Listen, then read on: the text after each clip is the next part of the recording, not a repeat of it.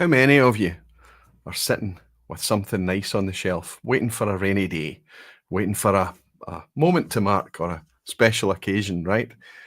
I think we've all got those bottles. If I was to look at how much dust had accumulated on my bottles that I was saving for a rainy day, um, I would have been a wee bit embarrassed. And you start to realize that these things are kind of just sitting there. And especially over the accumulation years, let's call them, of COVID, we probably ended up with a wee bit more. And that means that there's going to need to be a hell of a lot of special occasions in the future. It's going to need to be a lot of rainy days.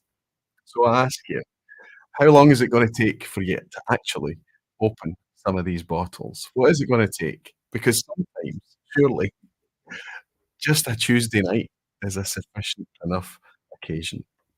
Maybe a Thursday night. That's what I'm focusing on tonight, and I'm looking forward to it. And I'll see you all in a second.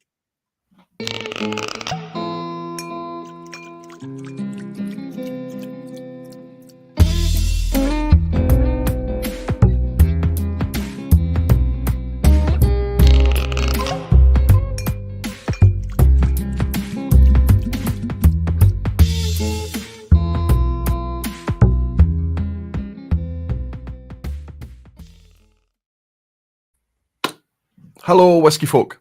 Hello, everyone. Welcome to Thursday night. Welcome to the vPub. Hope you're all doing well. Nice to welcome you all. Fantastic to see so many of you in. I hope that you've picked up on the topic tonight. I hope that you've picked up on what we're actually going to be covering. It's not a bullying session, so I'm not going to be kind of suggesting that everybody runs to their shelf and grabs their most precious bottles and starts cracking them all open. But I'm just going to try and encourage you to bully me to open some and maybe think about the extra enjoyment, the things that we're maybe starving ourselves off because we're a wee bit precious about certain bottles and things like that. Anyway, we'll get into all of that because there's a few events that's led up to this vPub that's inspired me, that's filled me with the confidence that this is actually a good idea. And then there was a message that came in from the community that really kind of just pushed me over the edge. And when I got this, I thought, no, that's the vPub that we need to do this week. So that's why we're doing it. There's also something else going on. You'll see at the top of the chat, by the way, I've managed to work out what was going wrong in Facebook. So if you're watching on Facebook, thank you very much for tuning in on Facebook. It's now the connection between the software and Facebook has now been reset and it seems to be working again. But you'll hear me referring to the chat and things tonight, the lounge as we like to call it. You'll hear me interacting with people, and it's those people that are here watching live in YouTube that I'm interacting with. And in the YouTube chat, we have a link pinned to the top of the chat right now for a fundraiser. So not very often, but maybe less than even once a year, I think, we do a wee fundraiser on the vPub. I think it's good to do it from time to time. But this one's particularly poignant because it's in memory of Kate Renton, who we lost just a few weeks ago.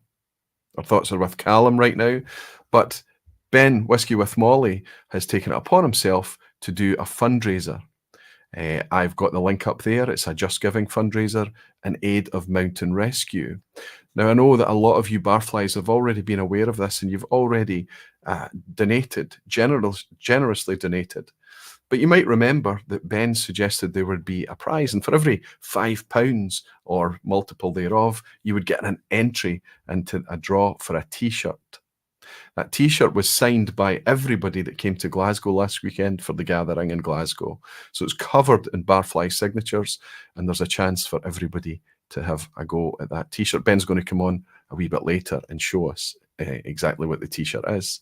But I've also got some prizes here as well. I bought some extra copies of the David Sturck Pioneer and Spirits book, but with foreword written by me. I'm so chuffed to be part of such a cool publication, such a cool book from David. So I've got 3 copies of this, and they will also go out there with, just let me show you these. I'll show them again. I'll show them a wee bit later when everyone's in and settled. These are Matt Bishop's Whiskey Games Matt Bishop. I'm having terrible trouble with my camera again. Hope it doesn't manifest too much tonight. But these are playing cards. But these are malt whiskey distillery playing cards. So if I go through these, just to give you an idea of all of the distilleries and these cards. No two are alike. It's just distillery after distillery after what one have I picked out here? It's not gonna. I actually don't know if I want it to focus because it wants to focus back in my face again. That was Macallan. We've got Glenmorangie, we've got Deanston, Tobermory, Ben Nevis, Glengarry, lots of new distilleries as well in here. Ardmurchan, so many distilleries. Fantastic quality, fantastic illustrations, and fantastic little details as well. Little stats printed on every one. They're fantastic things. So as soon as these were available, I went on to whiskygames.co.uk and I bought a few packs in order to encourage everyone in this fundraiser and also to give somebody some quite cool prizes. So we'll draw that a wee bit later as well. But before I go in and welcome all of you guys tonight, I'm going to bring in Ben so that we can share exactly how it's going to work tonight and hopefully encourage you guys to get involved. Ben, are you good to come in? Got a thumbs up from Ben. Fantastic. Hello, my friend. Hello, buddy. No, okay. I'm not hearing you. That's my fault, Roy. Good. I thought it was me. Good evening, everyone. No, I like it when it's not my fault, believe me. How are you doing, buddy? Good to have you. Good. Yeah, good. Just super chuffed that this has went so well. I mean, the generosity of the community is unbelievable. No, I'm going to stop you for a minute there and talk about your generosity of thought and your generosity of time. I saw how distracted you were. I saw how busy you were, how mindful you were, running around with a Sharpie and a white T-shirt at the pot still. You carried it to the restaurant and the weekend and then off to the Bon Accord. And you were making sure all night that you tried to get as many signatures as you possibly could, mindful of the fact you didn't want anybody to get in and leave again without signing the T-shirt. Yeah. You did your very, very best, and we really do appreciate it. I really hope I got everyone, but there's I'm just going to show it to you now, Roy. People have seen the photographs online. It's fantastic. It's absolutely fantastic. A work of art, right? And look, only one person's been allowed to sign the leg. Of course, yeah. Jimmy Leg. Jimmy Leg himself was the only man allowed on the leg. Of course, it's been signed by yourself and Ralphie as well. So, it's a real one-off Barfly community T-shirt. Yeah, very cool. Ralphie come along and joined us. Ralphie will never announce in advance. He'll just always kind of suggest that he'll try to make it, But of course, just like last year, he made it along as well. It was brilliant and great to have his signature on that T-shirt too. So, Ben, tell us, how do people have a chance of getting their hands on the T-shirt? Yep, so there's a link pinned up in the chat, which will take you to the fundraiser. It is for Scottish Mountain Rescue in memory of Kate Renton. As Roy's already said, Kate and Callum used to hill walk nearly every weekend, so a cause close to their heart. We've currently raised £1,143, which is unbelievable, with gift aid on top of that. And for every £5 you get an entry, or any multiple of £5 you'll get an entry. I've had to convert just to keep it fair. Anyone that donated in euros or dollars, I've converted that down and normally rounded it up to the nearest multiple of 5 for your entries. And so that's still live. You can still enter. And then later on, Roy's going to be back on, and we've got the old spinny wheel that'll randomly select a winner off the T-shirt. And no matter where you are in the world, if you get in contact with me, if I don't know who you are from the wheel, I'll post that out to you. Brilliant. So we're going to keep it the fundraiser. I mean, the fundraiser's not going to be shut down. Let's not. No. So if anybody's picking this up on the replay and you want to donate, your donations will still be very, very welcome. Thank you so much. What do you think about me maybe withholding just one book and one set of cards, and we can maybe draw that after the event, just so that there's something for anyone? Sure, anyway, that it won't be closed, but at some point Ben has to freeze all the entries and put it into the spinny wheel software, and so that you've got a chance of getting your name drawn. So I think maybe 10:30, 10:45 tonight. We'll give it an hour for people to jump in just now while we're live. Throw in a wee donation. Like I say, £5 is enough to get an entry into the draw, and that'll help us raise a bit of money for Mountain Rescue in memory of Kate. Buddy, I'm so chuffed. that people in the community just step up and do things like this. Fantastic initiative, fantastic charity to raise money for as well, but a beautiful gesture too, buddy. Thank you for your effort. Great.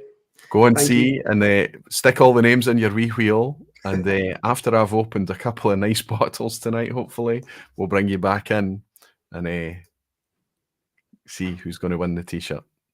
Thanks, Cheers. Roy. Cheers. Thanks, Ben. Thanks so much. Cheers. What a guy. Fantastic. So I would encourage you tonight. I know a lot of you buy super chats and things like that for me and send it through. I will be as mindful as I can be to read out your comments. I'll be looking for the orange as I always do. But tonight, maybe instead of a super chat, maybe a wee donation in memory of Kate for Mountain Rescue fundraiser. Barflies are magnificent. The whisky community is magnificent, and we're pretty good at raising money for good causes. Okay, before I get into tonight's topic, I'm going to do what I always do. I'm going to jump into, I've not managed to regain my voice fully. So if I'm a wee bit croaky tonight, this is from the weekend, from the bon accord, from just talking too much like I always do. But it was wonderful to be able to welcome so many of you in Glasgow. I always feel guilt the next day when I remember the people whose faces I saw and maybe only managed a handshake or barely that. And I never managed to get time speaking to people. I tried to be mindful of spending extra time with the new faces in the crowd this time around, but it's always difficult when your old pals are back in town. I know that you didn't go wanting. I know that you were in great company. You were well looked after. It was just great to see so many happy, content faces. And once more, we had to be kicked out of the bon accord. Danny Hebbington is here saying, evening, Ron Barflies. Good to see you, Danny. Nice to welcome you in, buddy. And Jean Kelly's saying, hi all. So good to be here with everyone. Dying to hear which bottles Roy Aquavita has been neglecting and which ones have been too precious to open. Let's make Thursday the new Friday. That's a good way to look at it, Jean. I love it. Tim Pells is saying, evening, Roy. What a challenging subject. The dilemma. I know, and Tim, I don't want anyone to feel that. I would love people to just be like, you know what? I'm just going to open this tonight. Just sit back. Maybe there's a letter come in here from our pal Billy Saunders that I'll read out to you after I've welcomed you all in that might help push you over the edge a little bit. Alistair Gray saying, good evening, Barflies and Aquaviti, sipping on a signatory 100 proof Macallan, a very easy bottle to open because it's inexpensive. 100 proof Macallan from Signatory Vintage, less than £50. Amazing. To answer you, Roy Aquaviti, alas, or not, for preservation reasons, level getting lower, cork break suspicion, I was obliged to open a lot of collectors lately. C'est la vie. Fantastic. Good on you, Greg. I fully suspect that I might be running away for a corkscrew tonight, actually, for one or two of these. You never know what's happened while they've been sitting on the shelf, Greg. Some of these are relatively new, by the way. They've not all been languishing and covered in dust for a long time. But a few of them have. Gav's Rams is saying, hi Roy, what a great day on Saturday. So many lovely people. So great to welcome you, Gav, as well. So great to have you coming travelling through from Edinburgh again, buddy. But it was brilliant to chat to you about how things are going in the Edinburgh, what are they called? Edinburgh Drammers, you're calling yourselves now, right? Good wee membership going there. Anybody's interested in getting involved in that in Edinburgh, get in touch with Gav's Drams, either through here or through his own Gav's Drams YouTube channel. Ellen Hopper Stewart is here. Stuart, good to see you. Saying good evening, Roy. Good evening straight back at you, buddy. Always nice to welcome you in. And Julian Rickman is saying evening, Roy and Barflies. Good evening, Julian. Fantastic to welcome you, buddy. Bruno Martins is here. Good evening, Roy. I'm glad to be here again. Always brilliant to welcome you in from Portugal, Bruno. Wonderful to have you here. Jerry Miller. Good evening, Roy. Wonderful weekend. Are you still in Scotland, Jerry? I wonder if you're still here. Jerry Miller could have been one of our furthest travelled coming in from the Northwest USA, but we actually had two in from New Zealand. One's over here on an extended stay, but Mike came over from New Zealand as well. So Ben and Mike probably are furthest travelled coming all the way from New Zealand. Max Kreitner saying good evening, my reacted to friend. reacted to, Max. I wonder what you're referring to there. A dram come in from Brian M. Good to see you, Brian. Good evening, Roy. No comment other than that. Bought me a wee dram. Thank you very much, Brian. Thank you for your generosity, buddy. Good to have you here. And Peter Lee's bought me a dram as well. Shout out to David Barnes, James McGorran, Jerry Miller, Amy, who done Whiskey Monday with me at Springbank. And thank you all to the Barflies that attended the gathering and meal at Kwang Tung. Big thanks to Roy. Peter, thank you very much for your hospitality. Thank you very much for your invite. And I hope everyone that was there generally over the weekend enjoyed it as much as I do. If you damage your voice this much, you know you've had a good time, right? Kiwi Gore is celebrating being a member of Barflies for 29 months. Have a good evening, everyone. We'll watch the replay later. Thank you so much, Kiwi Gore. Gav Lewis is celebrating being a member for 14 months. Good to have your support, Gav. Thank you so much, my friend. And a grain of malt, that is our pal James, celebrating being a member for 54 months. Amazing to see everyone again. Had the best trip. You brought a lot to this trip, James. Thank you very much for your time and your good humour. And my pal, Hakan, got to meet Hack for the first time at the weekend. Good to have you in, buddy. Bought me a generous dram and saying, Serefi, my friend, I should have asked you how to pronounce that properly, Hack. But thank you for your generosity, Hack, Peter, Mike, and all the Barflies. This was left after the weekend. Rolfie brought this over from Norway. Look at what we have here. The brand new. I haven't sipped all of this. Rolfie opened this at the gathering at the weekend and was sharing it about, letting people try it. This is Scappa's new 16-year-old. Now, we were really disappointed in the releases. The Glansa and Skiren from Scappa, 40% ABV, a bit flat, not representative of what Scappa could actually release. A lot of us remember when we used to be able to get our hands on Scappa back in the day. It's dried up significantly from Indies and that kind of thing in recent years. It's very rare to see Scappa. The only distillery in Pernod Ricard's portfolio outside of Speyside, so it's obviously a bit precious to them. However, they come out with a 16-year-old official bottling in a really, really gorgeous bottle. I don't know if you're going to be able just to see how attractive this bottle is. And when it's full, when there's a lot more liquid in this, it looks even better. A boat embossed on the front as well, the Scappa sailboat. It's 48% ABV and a 16-year age statement for £85. So immediately I was quite excited. Rolfie left this with me and I've had some time to kind of process it. And I'm ever so slightly underwhelmed, but I'll give it some time and see how it goes. I'm sipping it alongside another revived single malt. This is Jura's 16-year-old. Please look at the level in this. This is fully me. So I first opened this on the vPub 2 weeks ago. This has not left the vicinity of my desk in the last 2 weeks. So if I've been coming through into the room for a dram of an evening or whatever, it's this I've been grabbing. It's not because I love it and it's the best whiskey I've ever had. I am pouring this because I want to understand it and I want to reassure myself that it's as good as I thought it was. I stand by what I said when I opened this. This is probably the best official Jura I have ever had. This is definitely the best official Jura I have ever had. So those of you who really loved the Old Prophecy or the Jura-Xon back in the day, I suspect you're going to find this better. £70 for a 16-year age statement. The difference between this and the Scappa, this tells us on the label that it's natural colour. This tells us that it's non-chill filtered, and it's £15 cheaper. The Scappa, 48% is the only reassurance that we have here.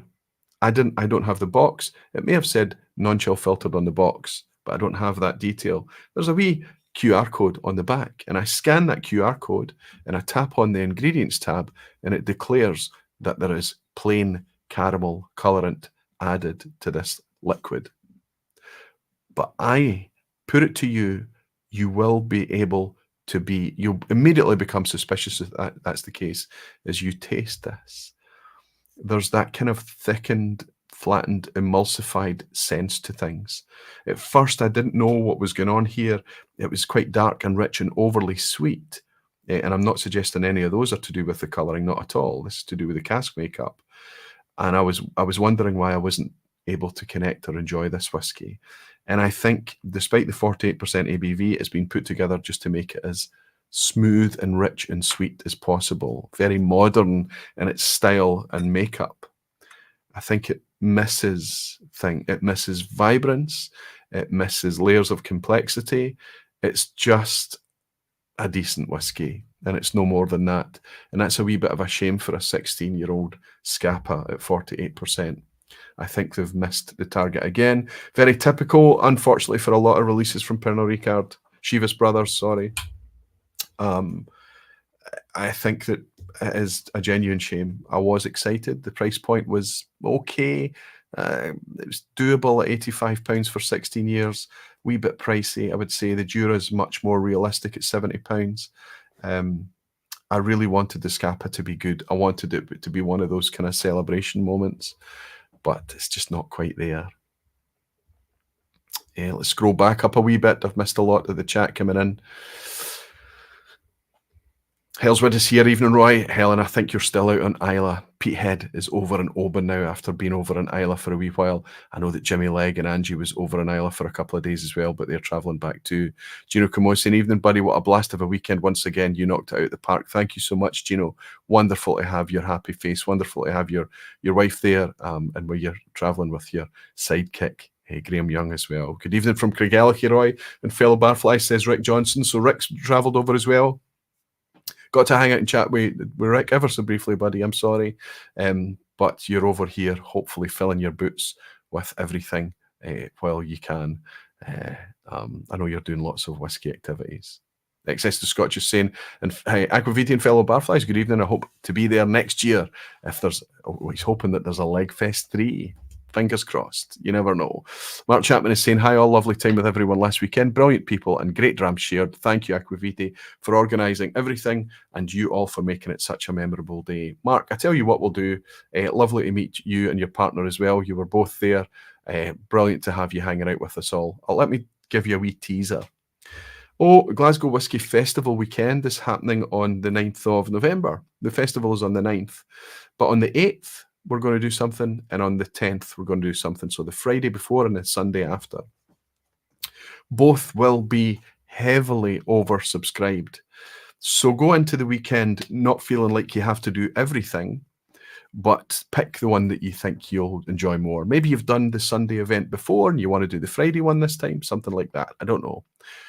I'm going to try and do my best to fit as many people in as I can, but we are absolutely limited either by how many drams you get out of a bottle or how many seats you can fit in a space that's willing to accommodate us and what we want to do. But let me give you a teaser. On the Friday afternoon, we'll gather the Piper Bar in George Square. We've rented the upstairs of the Piper Bar. It's a brand new, beautifully appointed whiskey lounge, and they reckon that we can fit 60 barflies in that room. We'll do that. We'll squeeze 60 barflies in, or however many come along, up to 60. And we will be hosted by people, ambassadors and distillers, people that are in town already for the Glasgow Whisky Festival weekend, and they will be bringing us unique under-the-table drams. You want a list of the people that's joining us, that's going to be hosting us. Decadent Drinks, most likely Julie Hamilton. I hope she's got the time to help us out. She's obviously got a very busy weekend, but it's 3:30 to 6:30 in the afternoon. Glencadam, Ian Forteeth, Master Distiller for Angus Dundee. Ardnamurchan, most likely Carl Crafts. Loch Lomond, be the Master Blender, Michael Henry. White Peak, it'll be our pal and the long-term barfly, Tom Lindsay, that will be coming up to host us with a White Peak treat. And also Springbank. Springbank, potentially Glengyle. I've let those guys decide. It's dealer's choice. They can bring us whatever they want to bring us. So there you go. That's the lineup for the Friday from 3:30 till 6:30. It'll be a ticketed event, so it'll go out to patrons first. Of course it will. It always does. And then any space that's left, it'll go out into the barflies chat and things like that. So Decadent Drinks, Glencadam, Ardnamurchan, Loch Lomond, White Peak and Springbank, each bringing something unique. Excited and looking forward to it. After that tasting, we'll all be there Some of us will be hungry, so we'll walk along, we'll get a bit of dinner in the city centre, and then we'll find a nearby whisky bar to have a wee nightcap before we're not going to overdo it, right? Because as we go into Saturday, it's the main event, it's the festival itself. So I hope you're all excited for that. Also, we're finalising the details for the Sunday event. So many of you know what that's about because you've been to it before. It's always going to be it's oversubscribed. It's going to be difficult to fit people in, but I'll do my very, very best. I can't wait to welcome you back in Glasgow. I just hope that my voice is back. Graham Fraser says, sorry, my name on a t-shirt may not offer added value to it. Graham Fraser, you, my friend, let's everyone raise a glass to Graham Fraser and wish him a very happy birthday. He hasn't disclosed which birthday it is, so I'm sure it's his 50th. Graham Fraser, my friend, absolute pleasure to have you in our community. A pleasure to have you hanging out with us at the weekend. And it's brilliant that your name's on that t-shirt. Happy birthday, Graham. Cheers.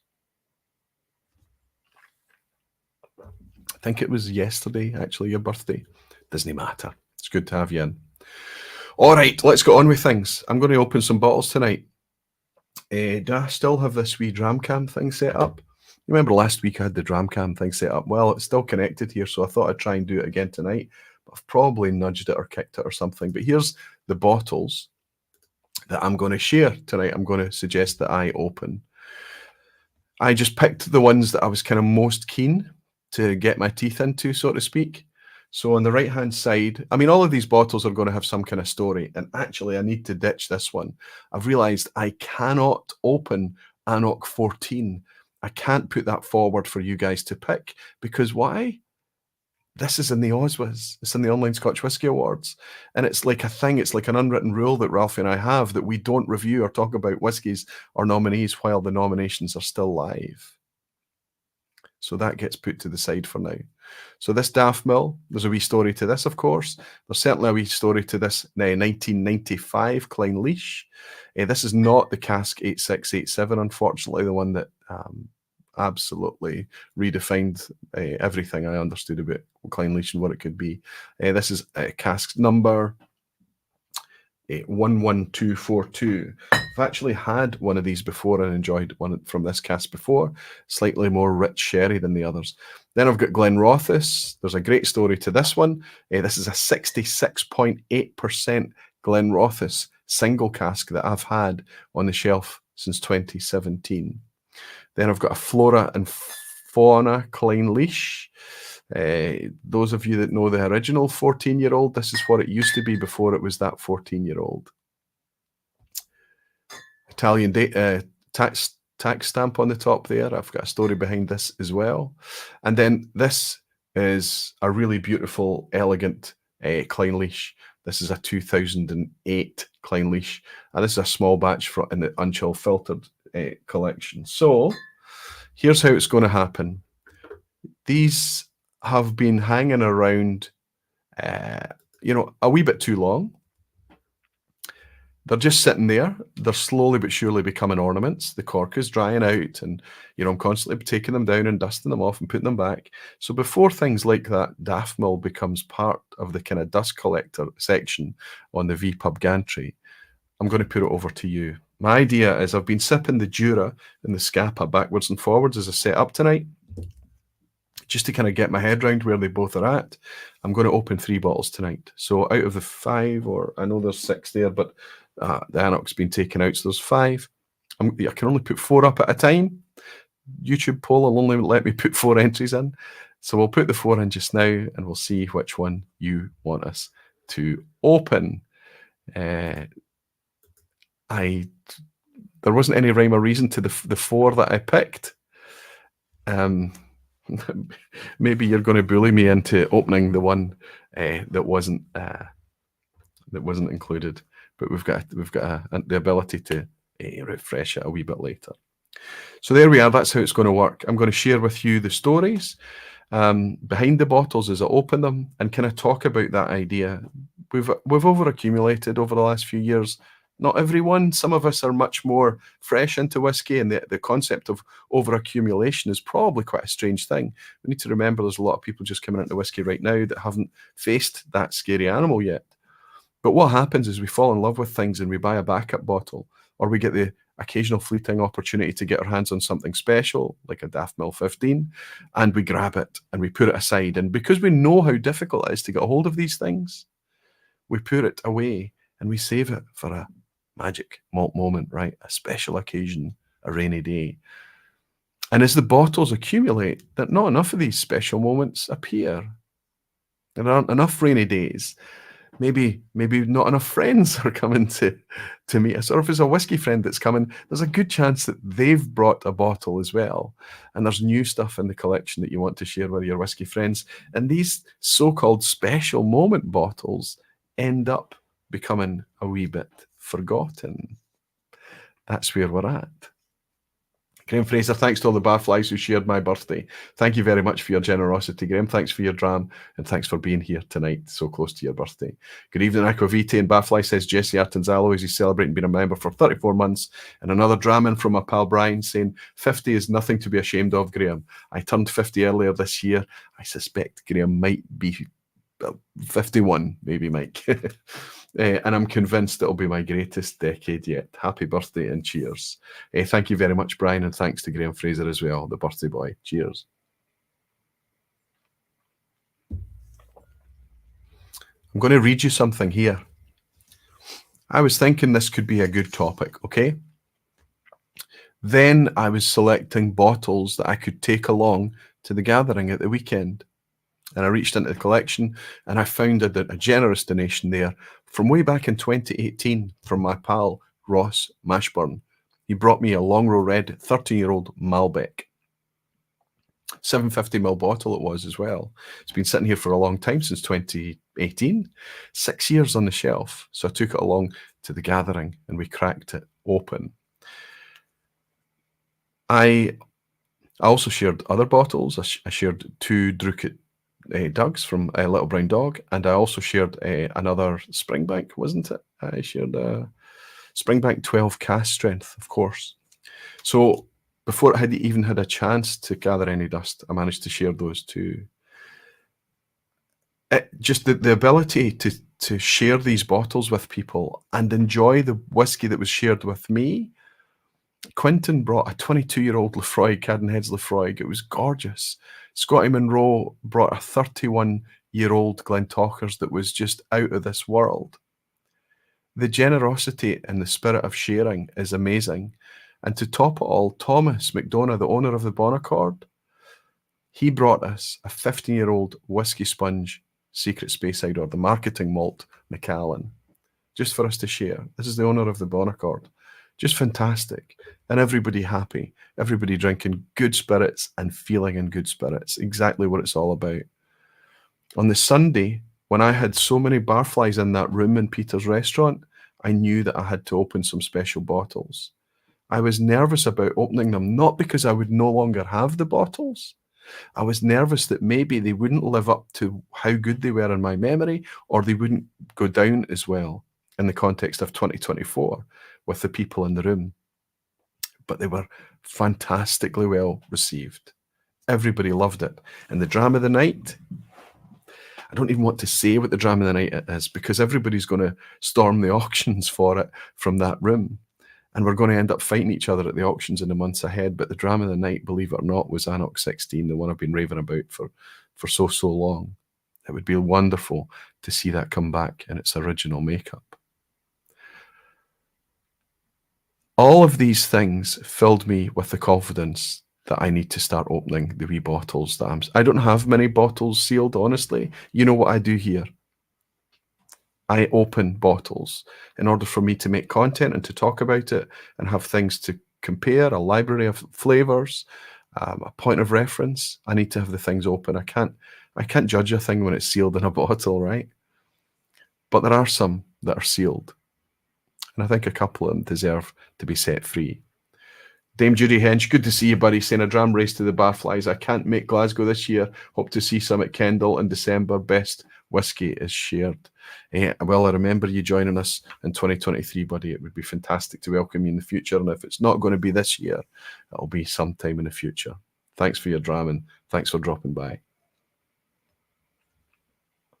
As if I needed any more convincing, I got a letter, a wee message in from a pal, from Billy Saunders, part of the Nottingham Whisky Association collective. Anyway, he's been around for a long time, Billy, and he sent this wee direct message. I'll read to you now. Thank you for your indulgence. Hello, Roy. Your latest vPub really struck a chord with me and inspired me to reach out. Over the past 18 months, I've only bought 1 or 2 bottles of whisky. Not because I lost my passion for it, because I felt a bit overwhelmed and a bit bored. Instead, I redirected my time, my effort and money towards other hobbies and spoiling myself and my family with things I wouldn't have considered before, all because I no longer had a whisky budget to adhere to. These were things I had neglected while I was caught up in the frenzy of buying whisky, either due to FOMO, the thrill of the chase, or my love for it. I then had a screw it moment, and I decided to open 10 high-value bottles that I had bought 10 to 15 years ago. Each bottle had a story, purchased on Isla, purchased during holidays or because of friends. These bottles could have fetched thousands of pounds at auction, but guess what? Opening them rekindled my love for whisky and brought me back into the fold with fresh perspectives.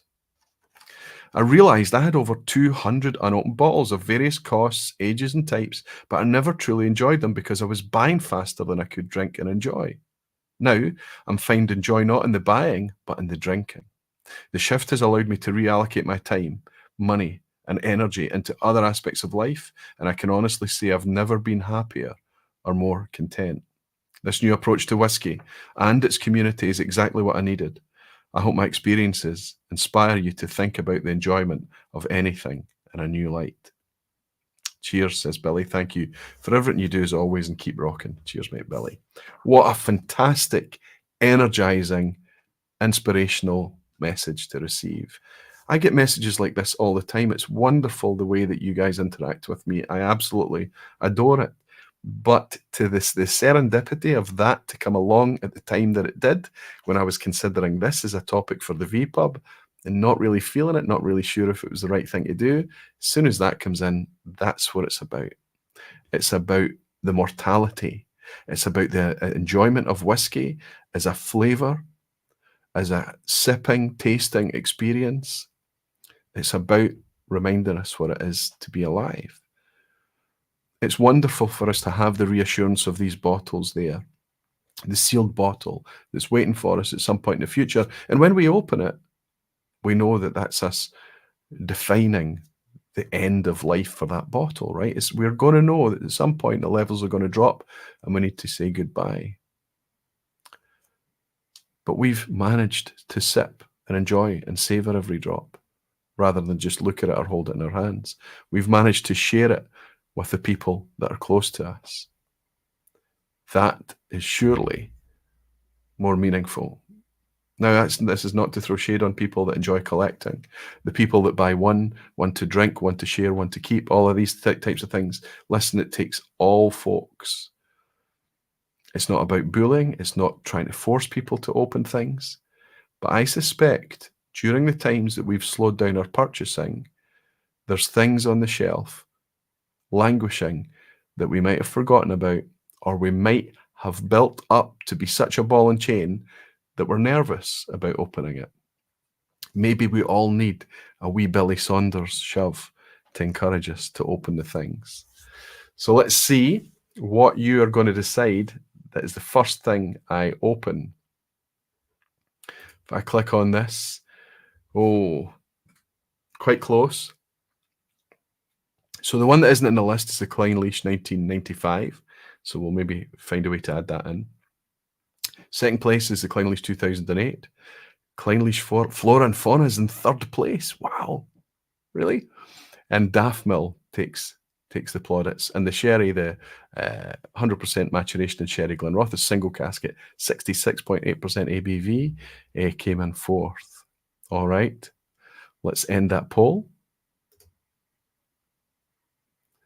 I can re-add another poll a wee bit later. We know what we're going for then. How did I get my hands on Daft Mill's 15-year-old? Well, you might remember that Francis joined us on the vPub. I have to say, look, I love all the guests that step forward and participate in the vPub, but there's a few guests out there that I've just been floored by. Really, really wonderful, warm, candid, laid back, informative, valuable, easy to listen to. Francis Cuthbert is that. He is one of my favourite ever guests on the vPub. And it's open. You might remember him talking about this bottle, this 15-year-old. This bottle was his latest batch of 15-year-old. It was just released shortly before he was live on the vPub.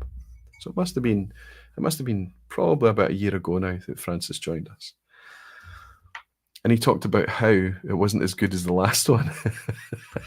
It's all marketing and only the way that Francis can do, right? It's all right. It's not as good as the last one. Amazing. The Barfly, in fact, it was the same time of the year because the Barfly gathering that we had in 2020, the Legfest, the original Legfest, was just a week or two after that. And Sevi brought a bottle of this along and cracked it open for everybody to share. And it was wonderful. It was resplendent, especially sharing it in that environment. I've got all sorts of glassware tonight. This is a Rastal that I've got here for the Daft Mill. I've also got a Spiegelau, a Schnifter. And I've got just a Capita, like a standard ISO Capita, as well as the reliable, sturdy wee Glencairn as well.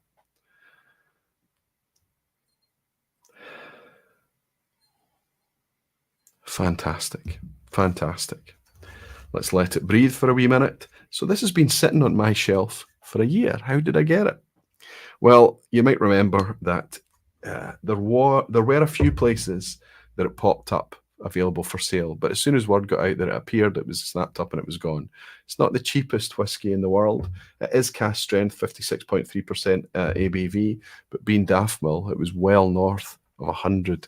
I think it was 175 pounds or something like that. I don't know if I remember that well. It's pretty expensive stuff, but it's one of these things because it comes it just becomes available ever so fleetingly. I decided to go for it, and it was through my pal Sevi, the guy who brought a bottle to the gathering in Glasgow and shared it with everyone. He managed also to get one for me. He is the Daft Mill maniac. He loves this stuff. It's his fetish. It's the thing he loves. And he managed to get this bottle for me. So I'll raise this wee glass to my pal Sevi, who's in all our thoughts right now. I hope he's doing well. And thank him for his friendship and managing to get me a delicious wee Daft Mill 15.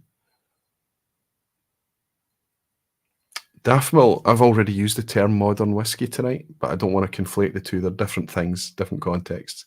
The modern whiskey and the two 16-year-olds I had, quite sweet, trying to be as balanced as possible. You know, a mix of casks, a mix of various casks and things, in order to be just easy sipping, easy to enjoy, easily accessible whiskey. Often very sweet, often a lot of quite active, fresh casks involved in the mix as well to help sweeten things a wee bit. You know, just kind of pretty modern style. This is a modern whiskey, but in a completely different way. This is a modern whiskey in the sense of the new wave of new independent distilleries who are extending their fermentation and getting a lot of that really rich, ripe fruit and a lot of that really quite estery style, a lot of bready notes, a lot of kind of cake, cookie dough. Really like biscuit dough, like cookie dough. but also bright fruit, bright apples too. Apple juice, sweet red apple, crisp, and quite ripe fruit too. Like almost like so if you mix that kind of the bready cookie dough notes, add in a bit of ripe fruit, you've got a kind of almost like a banana bread thing. Cheers, everyone. Cheers. 56 point something. 56.3.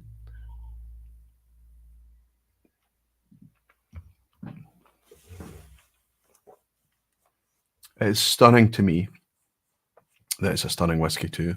Francis saying it's not that good. It's stunning to me.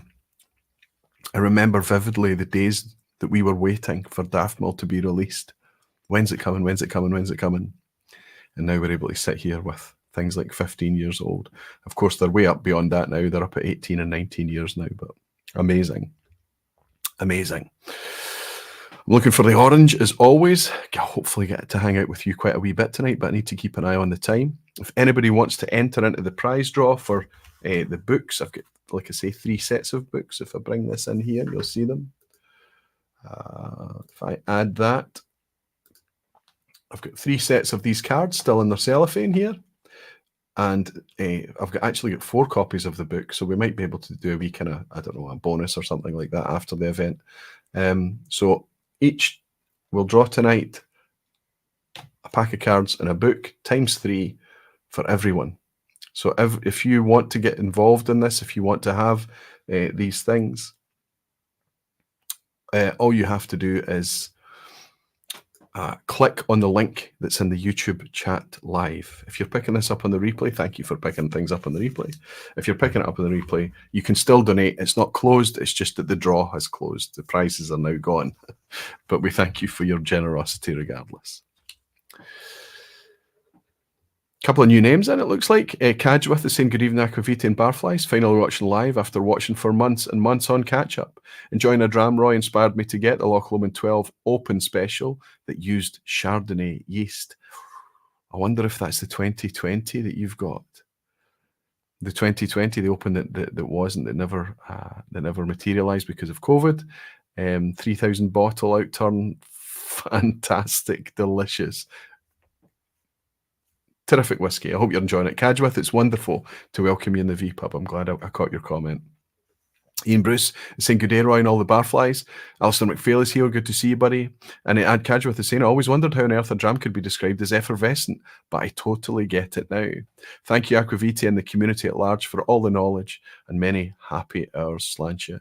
We need to help our pal, Gordon Fraser, understand effervescence in whiskey. He's not there yet. Philip, my pal Philip, so good to see you in, my friend. He's saying, good to see you. The Barfly Gathering remains my dream, Aquavite. We need to make it happen one year. Remind me where you are. I think you're a German living in Switzerland, but I might have just offended you.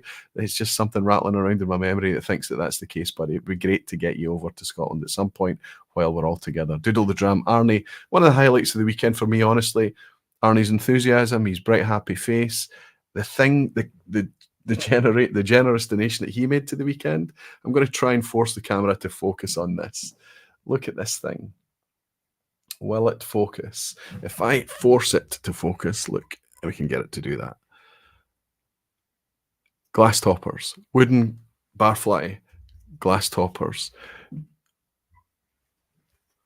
to acknowledge the gathering. So this was put in the hands of everybody that Arnie could put it in the hands of until I guess they eventually all ran out.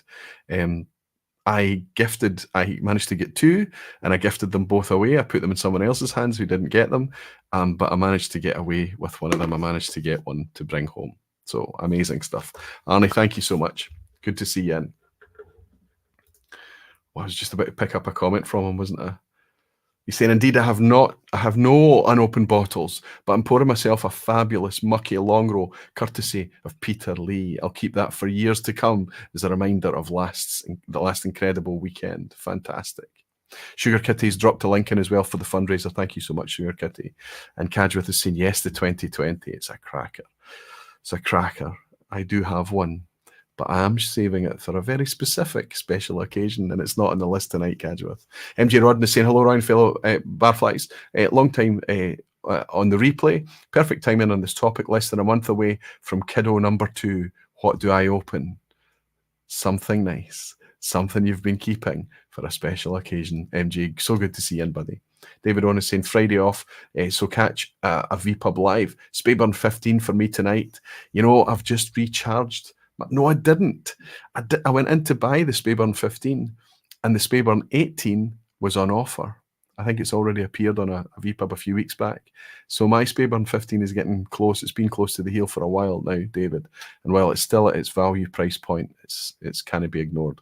And Greg in Paris is saying, I enjoyed the first time a 25-year-old Loch Lomond at Whisky Life Paris and the new Glen Scotia 21 and 25-year-old. You lucky, lucky man, Greg, being able to sip those ones out there in Paris. Jimmy Legg is here. Forgot to pay you for the beers at Rishi's. Hope the monster wasn't too big. Aye, listen, rather than collect everybody, I just kind of shouted out to everyone who was enjoying the drinks at Rishi's restaurant that I would pay for the beers. I think most of you have since sent in the money to make sure I wasn't out of pocket, which is typically considerate of you all. Thank you so much. It's appreciated. And Robin is here. Darth Kermit has bought me a dramas with saying thanks for organising last Saturday. Thank you for coming along and participating in it, buddy. Thank you for joining us. Jimmy Legg, thank you very much for your fantastic spirit, your cutting humour. Thanks to Angie, your wife, for her amazing patience. And thanks for participating in everything over the course of the weekend. And Robin, Darth Kermit as well, thanks for coming along and joining us and participating on the Saturday, buddy. Cheers.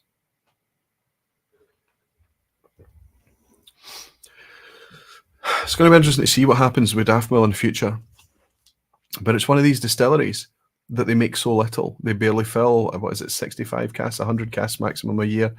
They are trying to find ways of making more by putting people behind the team, but Francis has obviously been holding the reins for quite a while now.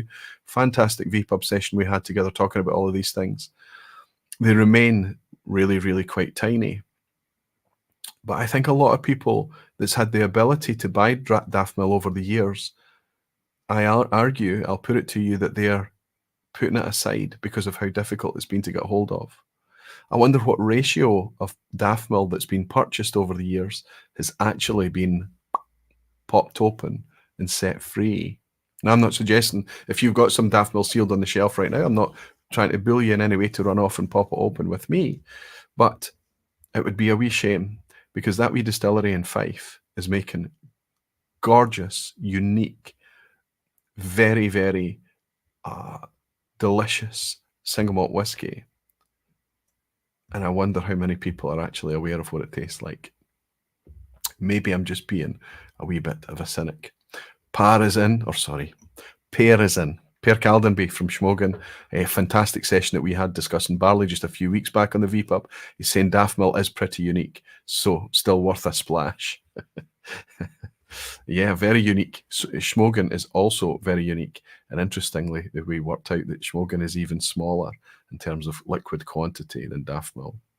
Jeff Whiskey's in. Good to see you, buddy. Evening, Aquavita, and you wonderful barflies. Jeff, fantastic to welcome you in here, fella. I hope you're sitting comfortably. Hope you've got something nice in the glass.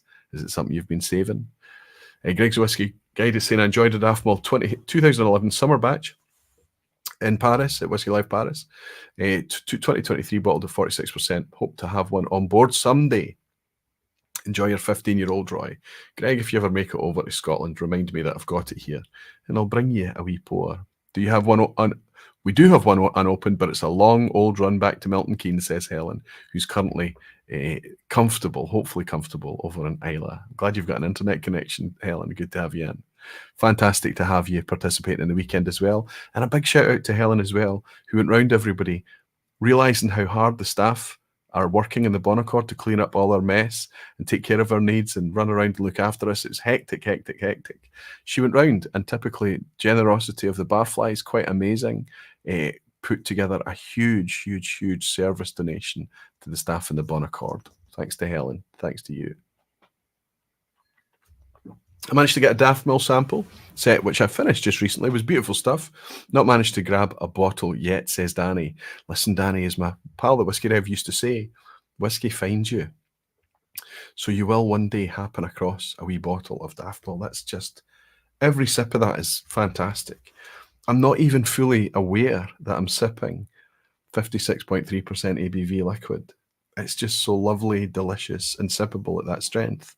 Maybe if there's still some left in the glass a wee bit later, I'll put a wee bit of water in a bit later on. I've got my dropper here in front of me. I've got my Angel Share ones behind me as well. There's always a few droppers hanging around. But it's just so nice the way it is right now.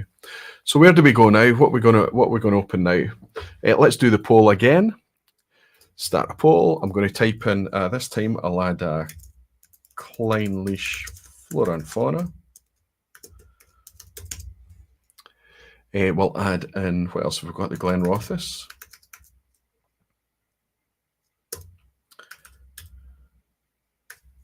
.8% single cask. Full sherry. Then we're going to add in, what else have we got? Something else. We've got another Clynelish, the Flora and Fauna. Actually, it's all Clynelish, so there's a good chance I'll be opening a Clynelish, which is pretty good. Clynelish 2008. Quite an affordable Clynelish, actually. And Clynelish 1995. I predict I know what you're going to ask me to open next. So a wee bit later, we're getting close to that time. If you want to donate, if you want to make a donation to the fundraiser tonight, if you want a chance to land that really, really unique T-shirt or the book, and you know, if anybody wants me to sign something or whatever, yeah, of course, that's absolutely no problem. I most definitely will do. Oh wow, my goodness, the generosity of you guys, that's just amazing. You're amazing. That's quite incredible. Thank you so much. That's given Ben a lot of work in the background, so we'll give him a few more minutes, and we'll get him in, and we'll kill off the draw at some point. So maybe you've got, I'd say, another 5 minutes. So any of you that's not made a donation, the link's at the top of the chat. Sugar Kitty's been dropping the link in sporadically as well. Jump in now. For every £5, you get an entry. So if you make a £10, it's 2 entries. £20, it's 4 entries, so on and so forth, for a chance to win either the first prize, the T-shirt from the Barfly Gathering last weekend, or a set from me of the book that David Sturck's new book, The Pioneering Spirits, Distilleries of the 21st Century, forward written by me, yours truly. That's why I'm so jazzed about it. And a fantastic pack of high quality, excellent whiskey distilleries of Scotland playing cards. I bought these specifically for a function such as this. Timing is perfect.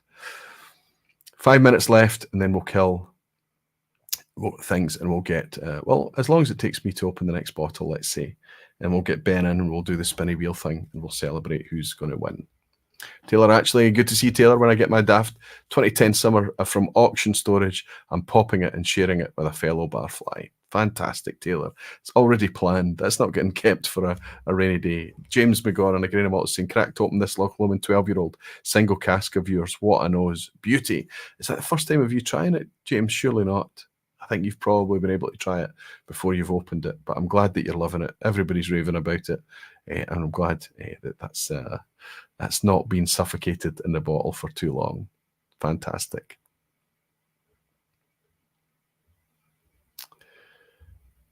Open all the Clynelish. Of course you'd say that, Scotty Monroe. It might happen yet, fella.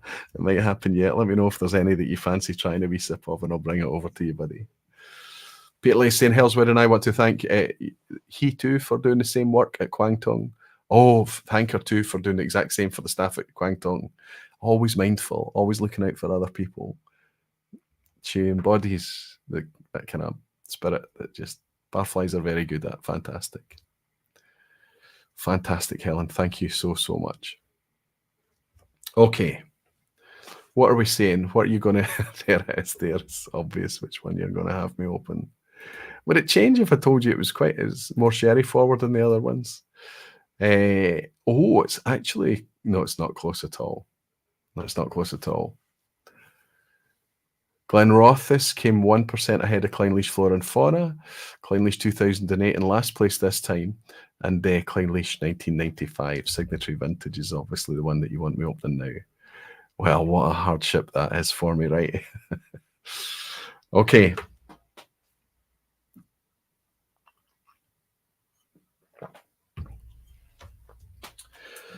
This is super expensive to get hold of now, but there is a story that comes with this. When I was first buying these single casks from Signatory Vintage, they were £89. £89. When they broke £100, I started to complain that they were too expensive. And it just got crazier and crazier and crazier from there, to the point that there are some of them that are held in such high regard that they're way up into the hundreds now. So I have to treat this as a bottle that I paid £89 for. I bought this because I wanted to enjoy it. I bought this because I wanted it to be there so I could enjoy it at some point in the future for a special occasion. So if I was to look at the auction now and think, oh, but I could sell that for £250 or whatever it might be, that I feel like I'm betraying the whiskey. I'm betraying, after what it did to me. I'll go back to 2015, 2016, actually. We could probably tell by which one was this one. This one was bottled in 2019, so this is a later one. But one of the earlier ones, which would have been quite a bit younger, I think it was a 19-year-old or something, the Whiskey Rev bought a bottle of it, and he brought it round for Whiskey Wednesday one night, and we're sitting in my front room. We just open it. He's chatting away, and as I take the first sip of this whiskey, he hasn't finished his sentence, and I'm online buying a bottle of it. One sip. We've all had those epiphany whiskies, right? We've all had those fantastic, delicious, amazing whiskies. So I went running around buying bottle after bottle after bottle of this. And I started to refine which ones I loved more than others. There was one cask number in particular, 8687, which I just absolutely adored. I've been through quite a few bottles of it over the years. There's been a few gifted with me. I've been able to share a few of those with you at gatherings in the past. That's not easy to do now. But here goes. This one is 11242. It's a bit more mature at 23 years because it came a bit later. Here we go. Just need to be careful with the cork. Signatory cork, right? Come on. Feels good. Feels good. Feels like it's going to come. All right, here goes.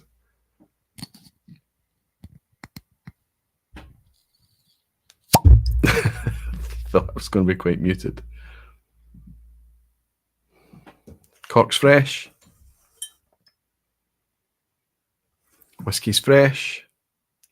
How do we make this glug? Here goes. No glug. Wee bit of sound effects I'll need to do. The trouble with these Spiegelau schnifters, these are big, big glasses. Let's say I've got a clean Glencairn here. Let's tip this tiny amount into the Glencairn and see it's probably going to look about the same. Remember when we were playing with the Glencairn glass last week and we realised how small the measure of 60 cl looked in a Glencairn? So if that's the measure in a Glencairn, and the base of the big Spiegelau snifter glasses, these are quite expensive, these. I think they work out about a tenner each, but they're nice big glasses. It really looks like there's almost nothing in the glass, but there's plenty of whiskey in here. Let's get this wee Klein leash, this neck pour, just cracked open. Let's coat the glass.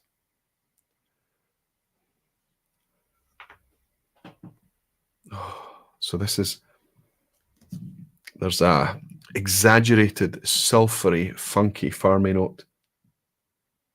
People were talking at the weekend when Roy says farmy, what's he talking about? When I say farmy, usually I'm talking about, and I maybe need to specify a wee bit more, but a farm courtyard. So you're talking either about a kind of dry hay grassy note, but sometimes it can be a wee bit of a wet grassy note as well. And if it's really bad, if it's starting to get a wee bit closer to what some people might consider an off note, sometimes it can be a wee bit silagey. But I group all of these things, these farm, hay, grass, but not fresh grass, but specifically farmy grass. It just makes sense to me, right? But there is a wee bit of sulphur on this. In my experience, in the open bottle, it's the type that dissipates. These are all refill sherry butts. Some are more active than others. If you ever hold these bottles up against each other, you can see that some are much more richly coloured than others. I'm always seeking the pale colours. 56.4% this one. The cask yielded 592 bottles. This is bottle 416. Cheers, everyone. Cheers to the Whiskey Rev. I hope you're doing well, fella.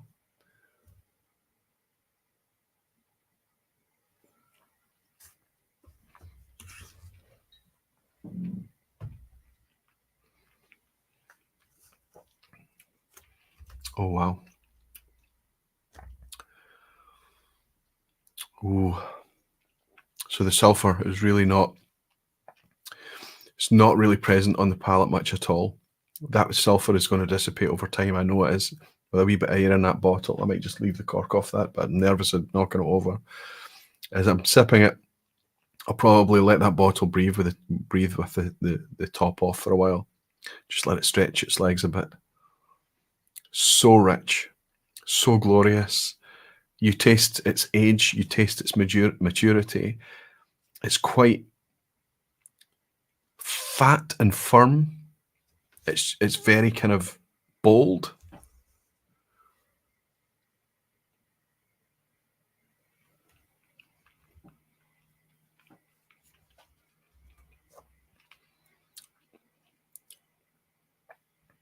Wow. Oh my goodness. Might just kill the stream. Just sit in a wee quiet moment and have a wee special occasional to myself. Oh wow. Difficult to articulate. Its maturity, its age, its weight, its body, its heft. The sherry cask is much more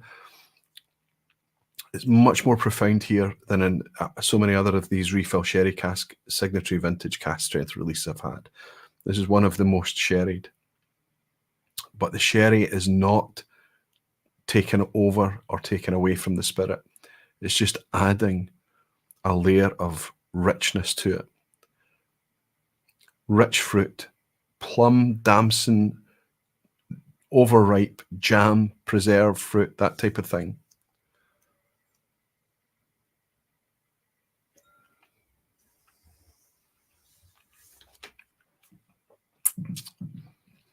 Warm wood spice and baking spice, almost like a cedarwood type note, fresh sawn cedarwood.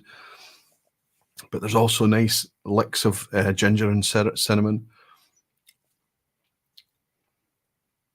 3 sips and it's gone. The level always betrays how much you're enjoying something, right? Sugar Kitty saying you need kitty-sized wee cairns. Always a big pour. Absolutely. Look who's here. Welsh Toro's here.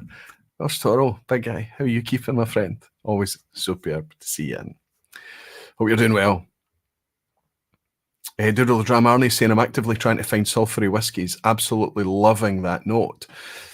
And I know that from speaking to Arnie at the weekend, just briefly, he's still very much in that exploratory. It's just the world has just exploded with a possibility for him. He's just on a door. It's amazing to see this kind of enthusiasm. It's amazing to kind of vicariously enjoy it. But he's obviously picking up on this kind of really bold, sulphury note that you can get often from sherry casks. It's not exclusively from sherry casks. You get sulphury spirits. There are sulphurs and things in the grain. You can harvest sulphur notes through the process, or you can actively try to dial them out a bit through the production process. But most of the sulphury notes that we talk about as whiskey enthusiasts, most of the time it's going to come from casks. Our pal Sevi that I mentioned over the Doff mill loves sulphury. He loves dirty whiskies. He loves big, challenging, bold flavours. He loves whiskey that slaps you about the face. So I suspect, Arnie, that you could be the type that chases Sevi and his style. Good to see you. Welsh Toro says Scotty Monroe, seems like a lifetime ago that we appeared on Aqua Vitae together. I think that was maybe one of the first ever community vPub lives. Would we be going back as far as 2018, 2017? I think so, Scotty. I think so. Jimmy Legg is saying, sorry to hear about that sherry thing ruining this whiskey. So Jimmy Legg is on the opposite end of the spectrum from Sebi. Gino Kumo, good night, folks. I have to pull a parachute, like Roy would say. Early morning in Paris tomorrow. Cheers, barflies, and what a weekend we had. Cheers, Roy, and thanks again. Raise a wee glass to my pal Gino. I hope you and Kathleen have a wonderful rest of your holiday, and I hope maybe you're travelling with Gino and Claudette as well. Cheers to you, fella. Wonderful to welcome you in Glasgow.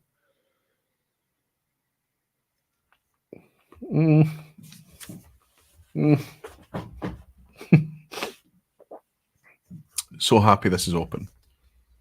Genuinely thrilled that this is open. Scotty, I don't know if it's one I'd bring to you, fella. I think you might just suffer it, but I think you prefer your clean leash a wee bit more pure and clean. All right. What a drama I've got to do this. Let's get Ben in. Are you in good shape, Ben? Thumbs up from Ben. We can do this thing. We can work out who's winning what. And you come, buddy. My goodness, how did we do? Yeah, the generosity tonight has been unbelievable. We've added another 700 and something pounds tonight. We've even had people donate, whether on purpose or not, anonymously. We've had a £100 anonymous donation tonight while we've been on the vPub. Al McLaughlin has dropped the £100 in there as well. It's unbelievable. We're now sitting at £1,806. And before we do it, Roy, if you just indulge, I got a WhatsApp from Callum just a few minutes ago, if you wouldn't mind me reading it out.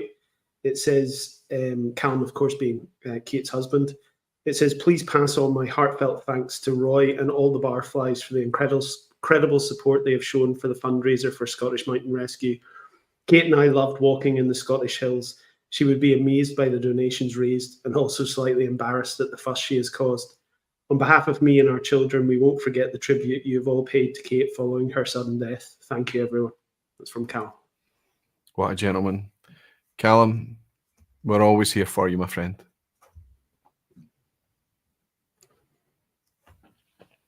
It's our privilege and pleasure. Thank you all so much for your generosity. I think, will we take this link off now, Ben? Yeah, sure. The fundraiser is staying open, of course it is. But what it means is that anybody that donates after this, well, what do you think about this? What do you think about me? We'll do the t-shirt and we'll do the 3 sets of prizes tonight, but the extra copy of the book that we've got, hopefully I'll get a chance to maybe meet up with Ralphie as well and maybe get Ralphie's signature on it. I'll sign it if anybody wants me to sign it, and we can do that as a wee bonus for people that are still donating after the event, and you and I can just do a random draw of the people that signed up afterwards. What do you think about that? Yeah, sounds a great idea. Yeah. Okay, so I'll keep that copy of the book for that very reason, Ben. And that means that we can do the rest of them tonight. So tell us how we're going to work this. So I am using, not sure the technical name, but I'm going to call it the Google Spinny Wheel of Chance. And as I say, everyone who's donated at least £5 and multiples of £5 has an entry in on that. Let me just check where we are. So it's going to be impossible because it was getting hard to see. The definition was so, because there's so many donations in, right? Yeah. So there's now 239 excuse me, entries in. So if you donated £5, you've got a 1 in 239 chance, and you can work out your own odds knowing how much you've donated. As I say, if you did donate anonymously or if you withheld the amount that you donated, you're not in the draw because I can't put you in the draw if I don't know who you are or how much you've donated. But there are 239 entries. So I'm going to bring it up on the screen, Roy, whenever you're ready. It is quite hard to see, but it does pop up who the winner is, so everyone will be able to see that clearly. Please bring it in, no problem. Sure, okay, share screen.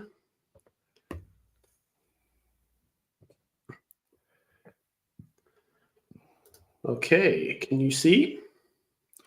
Add to stage. Oh, fantastic. So we can't see those names because it's so tiny, but it does pop up the actual name that is. If I do this, Roy, can you see on the right-hand side a list? Yes. Okay, so if I scroll down here, you can see everyone who's donated. Obviously, the more you've donated, the more entries you have. That's in alphabetical order. Wow. So yeah, lots of people. So everyone is here. Keep scrolling. Jimmy Jazz with a big donation. Wow. Keep scrolling all the way at the bottom. That's amazing. All the way. So you'll see your name Ellen there. Deepa, Scotty, Tom Freeney, Tom Healy. Man, fantastic. There you go. And so what I'm going to do with this Whiskey with Molly, he's a nice guy. Yeah, well, I'm only in it for the books. I'm not. If my name pops up for the T-shirt, we'll spin again. So it's currently in alphabetical order on the wheels. So what I'm going to do is just hit shuffle to put it into a random order, and then I'm going to maximize my screen again. And if we're good to go, Roy, this first spin will be for good luck, everyone. Good luck. Signed Barclays T-shirt. So here we go. One spin.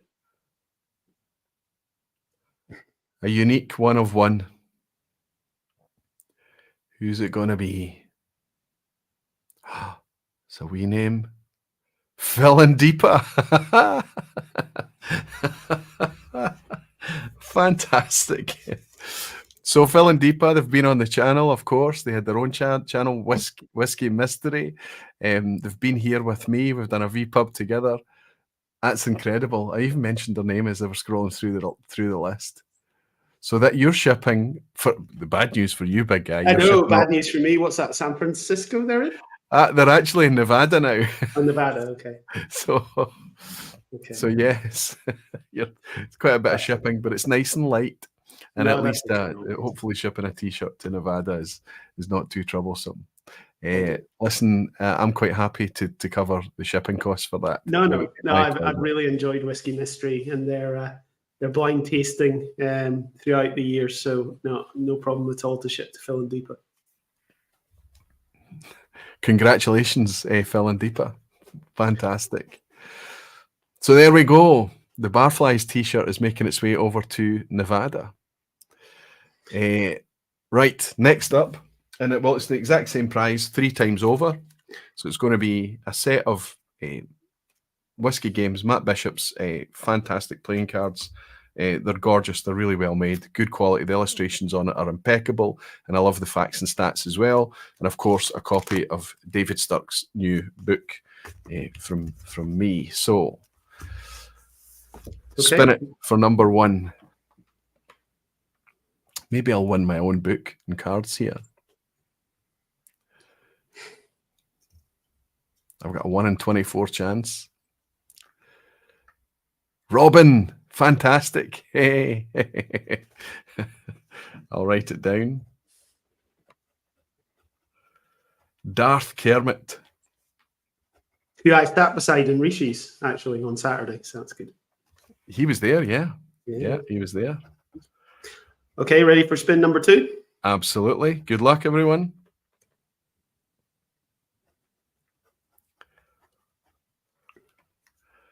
Oh.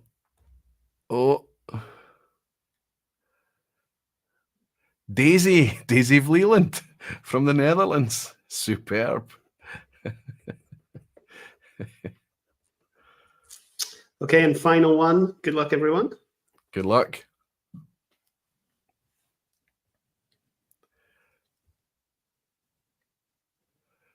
Oh. Scotty Monroe.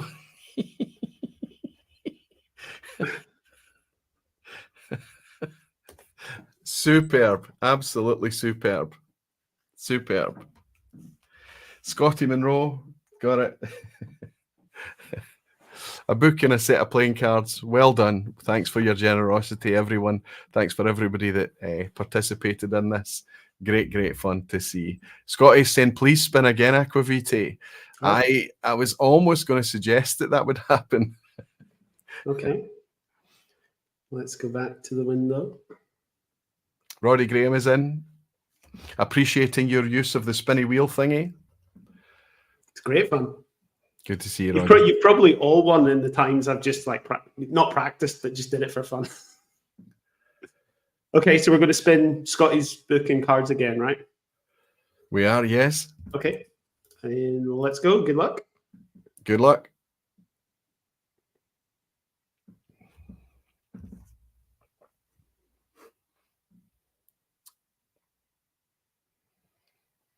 Andy Pears.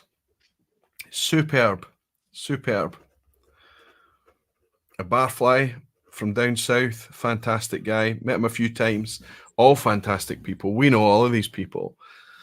Phil and Deepa, congratulations for winning a t-shirt. Robin, Darth Kermit for winning a set of the books, along with Daisy Vleeland in the Netherlands and Andrew Pears down south. Superb stuff. I'll take care of the shipping of the book and the cards, buddy.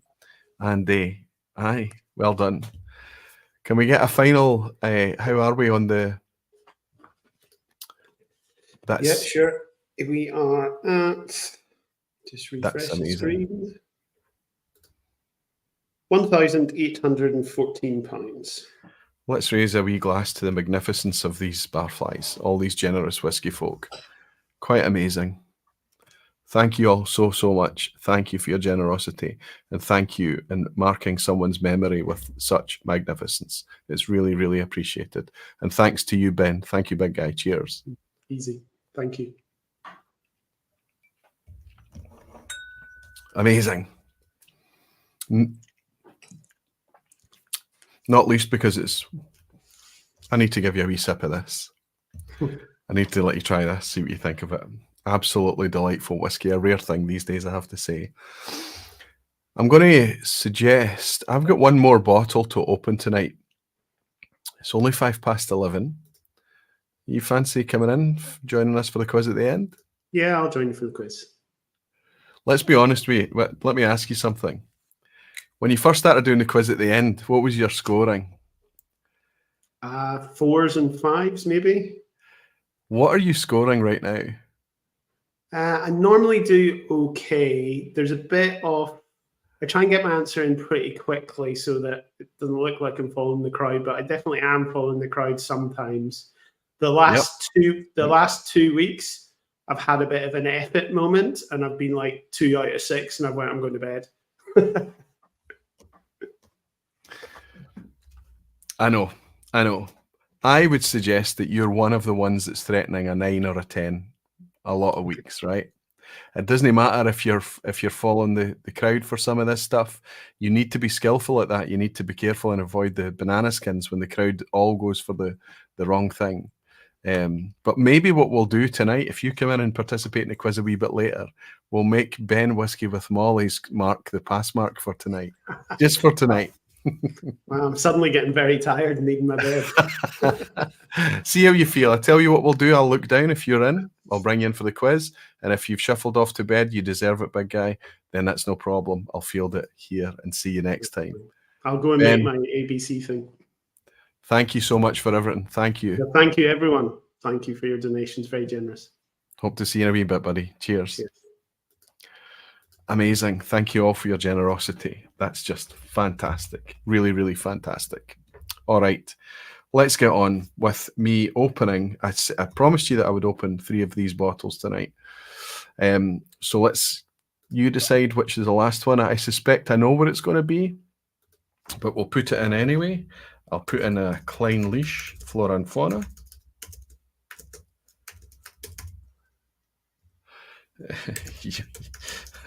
This actually betrays how much I love Klein Leash, right? So many of my wee stashed bottles were Klein Leashes, right? A Klein Leash 2008, and the Glenrothes. There's a wee story about actually Roddy's involved in the Glenrothes story. 66.8% ABV, single cask, sherry cask. Start poll. So we've already opened 2. We've opened our Daffmill 15. We've opened my 1995 Klein Leash. And any kind of heartache I had over finally opening that Klein Leash is banished. Absolutely delicious. Gorgeous, gorgeous whiskey. Let's see how it comes in. We'll make this quite a quick one tonight, so get your votes in early. Don't hang about. Don't dwell. Oh, I think I can see. Oh, I thought it was going to be close for a second, but no, it's very, very obvious. We've opened one Clynelish tonight, so the Clynelish 2008, 24%, Clynelish Flora and Fauna, 25%, is coming in third and second. First place is the Glenrothes single cask. Now, my cameras, I've been having a problem with my camera recently, but hopefully you can see. It's got that kind of copper label on it, like the single casks Glenrothes had. Let me tell you a wee story about this. This wasn't the exact bottle, but a Good Spirits company had some stock of this in back in 2016, late 2016, something like that. And they one of them made it into the Glasgow Whisky Club tasting, the lineup tasting. And we'll be able to date this exactly, actually, because it was in the exact same tasting as Springbank's 14-year-old Bourbon Wood Expression. Now, you might remember that. It was in the pale blue label. It was pure Springbank in a bourbon cask. Delicious, delicious whiskey. I managed to get 1 or 2 bottles of that. I managed to get a bottle down in Lincoln after I got a bottle in Glasgow. I got 1 bottle down in Lincoln as well. I did gift that second bottle to someone who's in the chat tonight. And I know for a fact that they would have enjoyed it, every last drop of it. When Springbank is in the lineup at a Glasgow Whisky Club event, it wins. It wins almost every time. Why? Because we love Springbank. The club loves Springbank. There are Springbank fans at the club, and often when Springbank's in the lineup, it just shouts above everything else. There's often there's a joke that plays out at the Glasgow Whisky Club. If there's a Springbank in the lineup, that's the drama of the night, before anyone's even tried it or raised a hand to vote for it or whatever. But it's sometimes not true, because the Glasgow Whisky Club are nothing if not honest. And if they taste something that's better than the Springbank in their opinion of that night, they vote for it. And there have been a couple of occasions where a Springbank, a Longrow, a Kilkerran, a Hazelburn has not made it through as drama of the night. The first time I remember that happening was when this was at the Glasgow Whisky Club. Now, I shuffled over to Good Spirits Company to pick up a bottle of the one that beat the Springbank 14, but it was sold out. A few weeks later, some more stock came in, albeit a different single cask number.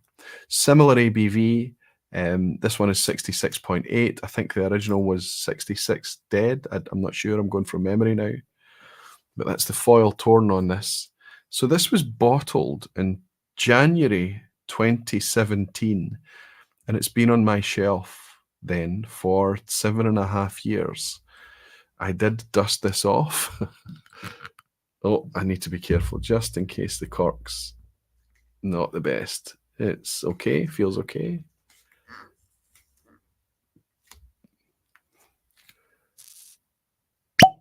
There we go. Superb. Let's put it in our wee Copita. So that we've used the Rastal, we've used the Glencairn, we've used the Schnifter, and we're using the Copita now. Aye, this won't glug. No, I was wrong. It does glug a wee bit. So why is this at 66.8% ABV? The typical fill strength of Scotch whisky is 63.5. Well, the spirit receiver vat, of where all the spirit ends up, they reduce, before filling, they reduce to 63.5. It's just an industry standard. There's a lot of cask trading goes on, and I think it helps, especially when it's traded as new fillings, that everything's at 63.5% ABV. But also, I guess that there was a belief for a long time, and there's still lots of work going on to it. The strength of the spirit that goes into the cask versus the interaction with the wood does have an effect on flavour and long-term maturation. So the higher ABV, lower ABV, it changes how the profile is going to mature in the cask. So for a while, it was thought that the 63.5 was the right fill strength. However, if you don't have a lot of wood, if you don't have capacity, you might find that you need to fill at a higher strength. There's no point in diluting and needing more casks when they're in short supply.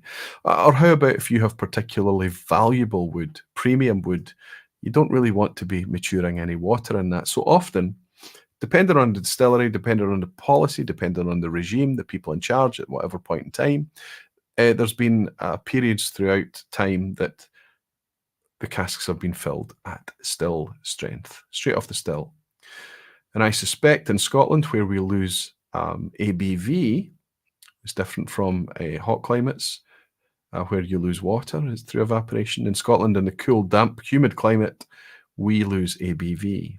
So where we tend to, our spirits get more concentrated and less alcohol over time. We can surmise that after 10 years, 11 years in the cask for this, it's probably not lost that much, but it would have gone in at maybe somewhere in the order of about 70% ABV.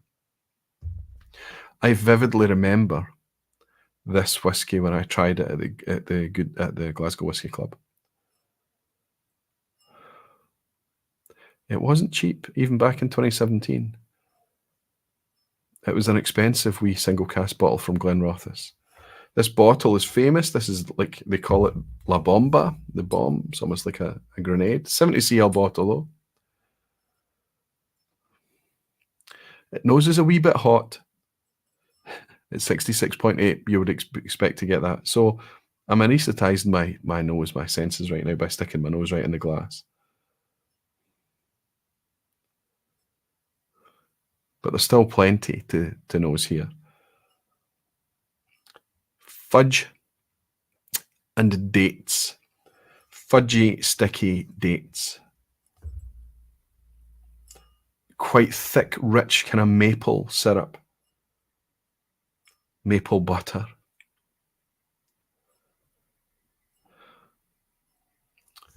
Red cough sweets like cherry tunes, blackcurrant tunes. I know that a lot of people won't know what that is, but it's a medicinal sweet. A wee kind of sense of kind of eucalyptus, that type of thing. Some green leaf of some description, like a nettle leaf or a basil leaf or something, or a not quite tomato vine, not quite minty, but a green leafy thing. And strong cinnamon daredevils, you know, the gobstoppers, the really hot sweets that you used to get. Lots of character, lots of things that you would expect me to talk about from sherry cask maturation. It says full toffee, apple, and delicate spices. It's got a signature on here. Speyside single malt Scotch whisky. It's got the cask number 5465. I think if it tells us what kind of cask that is.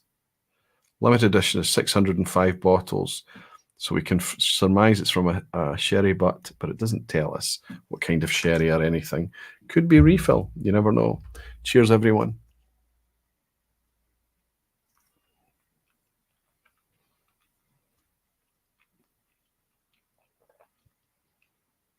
Oh, wow. A few years back on auction, these were going very inexpensively, and I was tempted to pick them up. I couldn't remember the cask of the one that we had at Glasgow Whisky Club, but now that I taste this, I don't think it would matter. Glenrothes is one of the distilleries out there that I feel is not, the whiskey that they release as official bottlings is not representative of what they make or what they're capable of making. This is very cask forward, very cask driven whiskey. Let's caveat that first. The flavors I've just given you, those of you that have been around whiskey for long enough will know exactly that I'm talking about, for the most part, that they would typically come from a sherry cask, maybe even a European sherry cask with the cough sweet thing, the spice.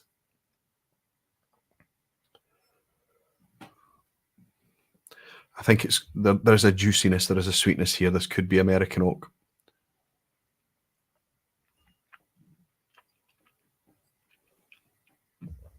It matters not because it's just gorgeous. 66.8% ABV, and it's just so sippable. It's rich and spiced and decadent and full and intense. This is it's like the pleasure that you have of the occasion that you find yourself fortunate enough to be able to sip something straight from a cask in a warehouse. It's got that body, that viscosity, that intensity, that fire, that potency, that power. Thank you for bullying me. Thank you for encouraging me, sorry, to open this wee bottle of whiskey tonight. This, the Klein Leash, the 15-year-old Daff Mill. I've got 3 new whiskies on the shelf that I can get excited about walking into this room and knowing that they're here.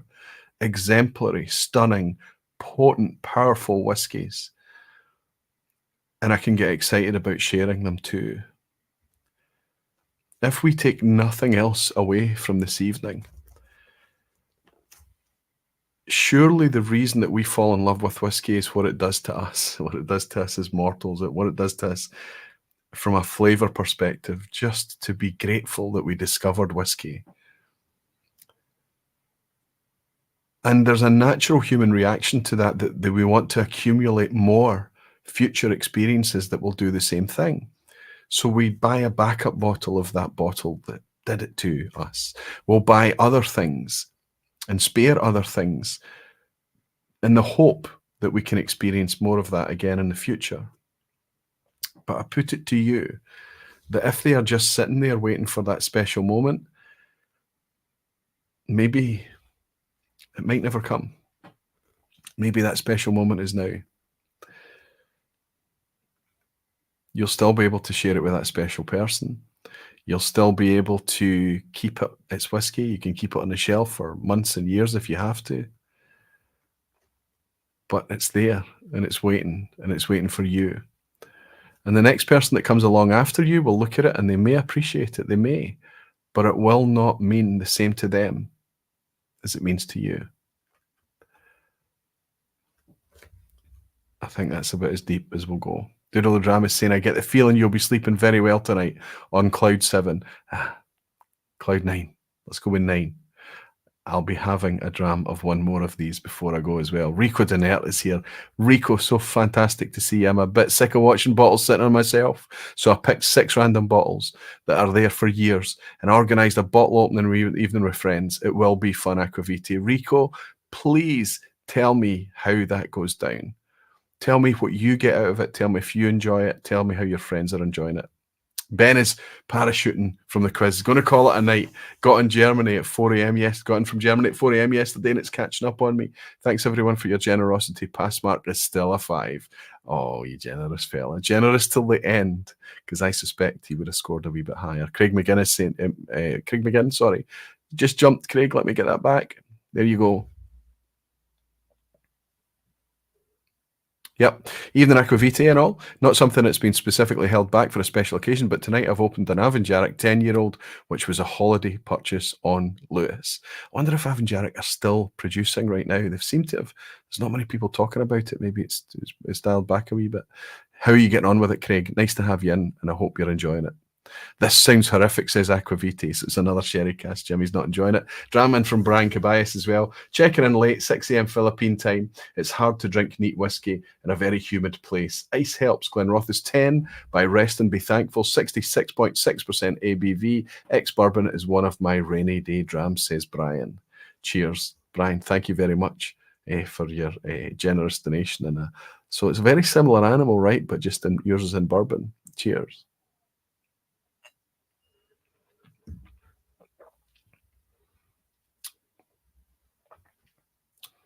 Fantastic. Why does it sound terrific, Jimmy? I wonder. And Daisy's saying, evening, Roy and Aquavita Barflies. Just got home in a dram poured. Hope everyone is doing well. So Daisy is just back in Holland after being in Scotland. She was here for the gathering at the weekend. Daisy, you were one of the prize winners tonight. Or Should have just encouraged you to go back and watch it on the replay so you could have surprised yourself. You won a wee prize tonight.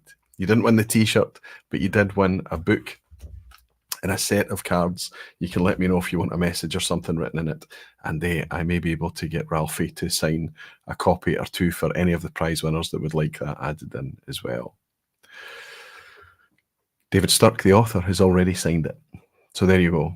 Okay, for those of you that are hanging about to participate in the quiz tonight, it is an interesting one. It's a mixed one. It's made up of recent questions that I did even as recently as today, and some archive questions has been drawn as well. Hopefully it's not quite as brutal as the quizzes over the last few weeks, but it's always difficult to tell until it rolls out. I hope that some of you will stay and participate that until the very, very end. I'm going to make sure that there's enough of these fantastic whiskies for me to continue enjoying it as we play along in the quiz together. Let me know in the comments below for anyone who's decided to pop a special bottle and set it free this evening. Let us know how you're feeling about it. Let us know if you would encourage other people to do the same. Let us know how the memory of it goes down as you remember it. Brian M is saying it's impossible to find Doff Mill here in Michigan. I'm traveling to Barbaria for work on Monday after next, and I'll be shopping for hard to find whiskies. Barbaria, I said. Barbaria, where is that? Regardless, take a half-empty suitcase and take home a heavy suitcase. A bit like the Ginger Genius when I met him today. He had a massive suitcase he was taking on the train, full of treasures from his trip north. It was good to hang out with you today, Ginger Genius. I think you're in. I think I saw your name a wee bit earlier. Have to be up early to fly home. Thanks, Roy, for all the fun, and thanks to everyone else for everything. Thank you, Jimmy. Thank you, Angie. I really hope you enjoyed yourself this trip. You're not participating in the quiz tonight, buddy, but I know for a fact that you're likely to pick it up on the replay. Safe home, my friend, and I hope the jet lag leaves you quickly. Cheers to you and your gorgeous, patient wife, Angie. Cheers. Right, let's get it going. Let's bring in the quiz at the end. Good luck, everyone. Remember, you're only playing against yourself. It's multiple choice. You can follow the crowd if you want. If you want to pick up, just be careful that you don't follow the crowd into a potential banana skin, and see how we all get on. Bavaria. That makes sense. Suddenly, I was worried that there was a place in the world that I hadn't heard of, which there are millions of places in the world I haven't heard of, but a place that you would be traveling for whiskey exploration. But Bavaria in Germany, it's probably the best market in Europe for picking up bottles, Brian. Happy hunting when you get there, my friend. Cheers. All right, Ginger Genius is saying, yes, Aquaviti got home with my treasures. Bring on the quiz. Good luck, big guy. Pleasure to hang out with you today, and I'm glad you're home and hanging out. Question 1. Which of these premiumized brands has had a weird, I put weird in brackets because they're all weird to me, collaboration with a luxury car marque in recent years? Weird that you would mix whiskey and cars, but which of these premiumized brands did exactly that? A. Macallan, B. Bowmore, C. Glenturret. Which of these premium whiskies got together with a premium car for something that history, I am certain, will record as being utterly stupid?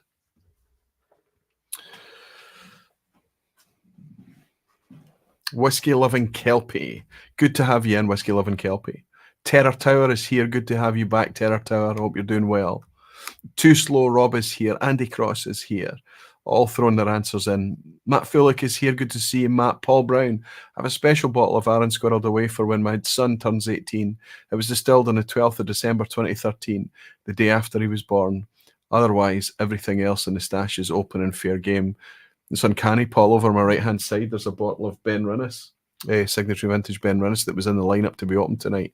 But I noticed it was bottled or distilled, I think perhaps distilled, on the 28th of October, which is my mum's birthday. So that's not getting opened. There's other plans for that.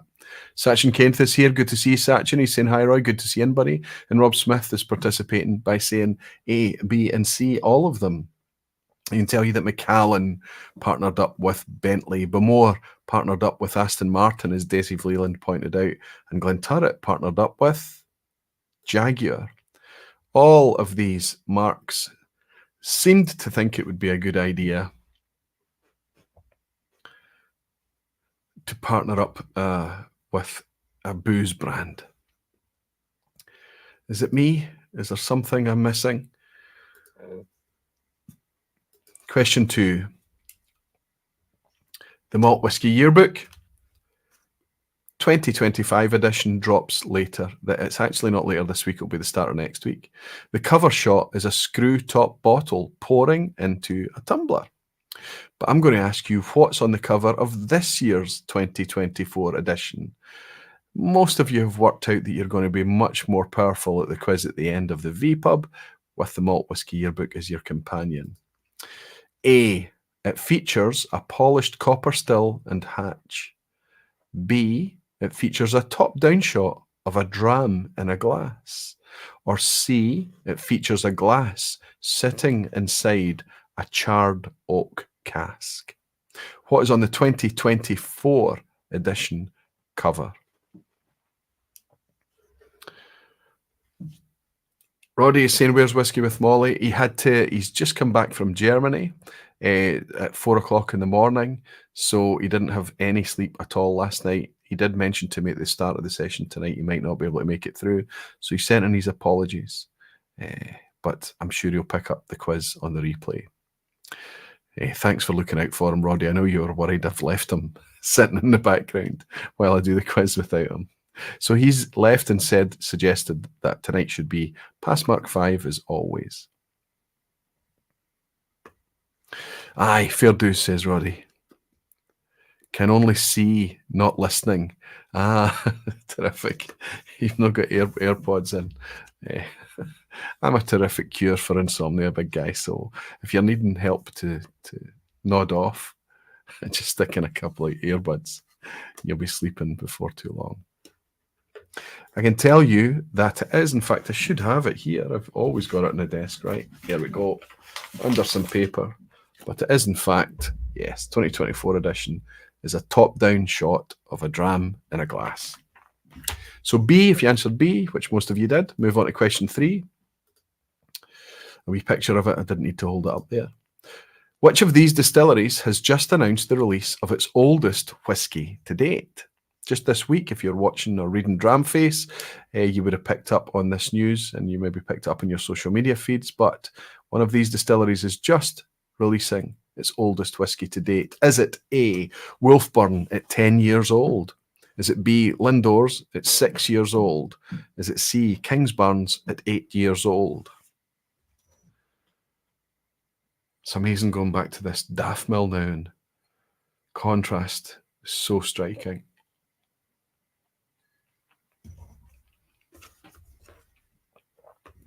So fruity.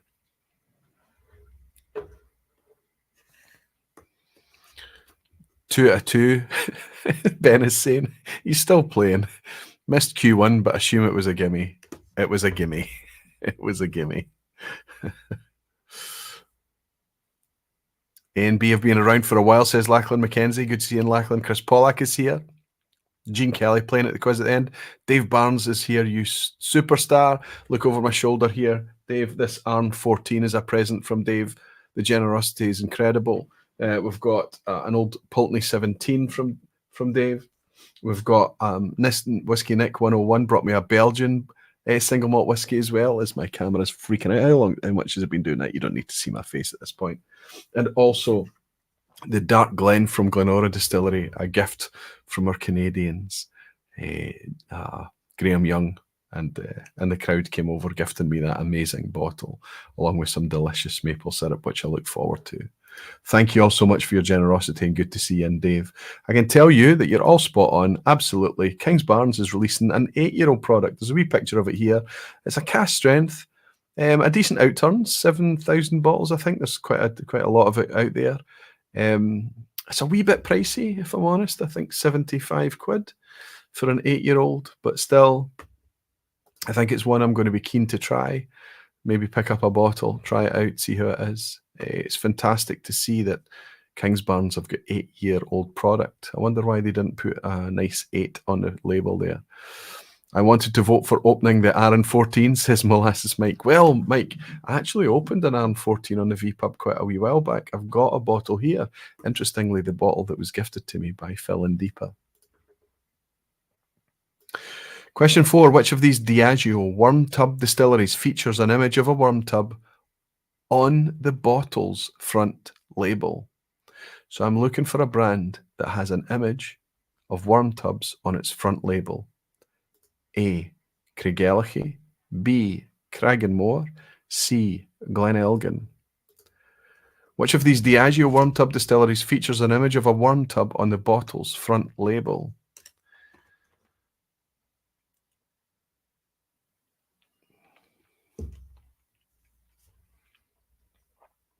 Burkey73 is in. Good to see you, Burkey. Saying cracked open my 1976 first cask. 20-year-old Glen Grant. Had on my shelf for about 10 years. It has got a very old, musty flavour. I think what you're experiencing there, Burkey, is old bottle effect. You've got something that's been in the bottle for now on 30 years now, right? Maybe not quite 30, but since the late 90s, certainly. It will dissipate a little bit. It'll become a wee bit more drinkable. I hope it's not off-putting. Sometimes it can get really quite cardboardy and cabbagey and not so nice. But old bottle effect can be one of these flavours that people start to love and chase. And it can be tricky for them because they don't always know what they're going to find it in and how much it's going to take hold. Daisy is drinking a 23-year-old Glenelgan right now. I wonder if I know that 23-year-old one. Is that the navy blue and gold one from, and I forget it's one that I had on the vPub years ago. Hope you're enjoying it, Daisy. Okay. This is splitting the crowd here. Splitting the crowd. Some of you have got it right. It's going to take out a few of you, and it is a surprise. Looks like nobody's slipped on the banana skin here. Craigellachie is a worm tub distillery, but it is not owned by Diageo, so it can't be Craigellachie. Makes it a 50-50 between Cragganmore and Glenelgan. Cragganmore doesn't have an illustration on the front label, but Glenelgan does. Here's a wee photo I took of my bottle here, and these big vessels on the front label are actually the worm tubs. There's 4 of them featured here, but I think they've got 5 or 6 now. But Glenelgan, there you go. Not very often we see that as a bottle, or indeed worm tubs featured on a label. Nicholas, 4 out of 4, fantastic stuff. Peter Box is in as well, 4 out of 4, fantastic. Alan McLaughlin on a 4 out of 4, so great to see you at the weekend, Alan. Terror Tower, 4 out of 4, great stuff. We're moving to the picture question. Here is a distillery. There's an asshat image here, so you have to know the answer to 2 things in order to get this right. I'm going to ask you 3 things about this distillery. A, this distillery was founded in the same year as Loch Lomond. B, it was celebrated for its waxy character. Or C, it has a 13-year-old, a 17-year-old, and a 23-year-old core range. So you actually need to know the answer to lots of things to be able to deduce this. This is the definition of an asshat question. The distillery that we're looking at here, a really rubbish Photoshop job to take the writing off the side of the wall there, but it was either founded in the same year as Loch Lomond, it's celebrated for its waxy character, has a 13, 17 or 23-year-old core range. Sugar Kitty is saying, oh Jesus.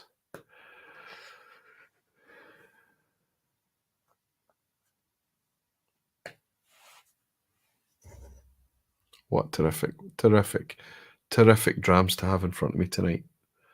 Just so lovely.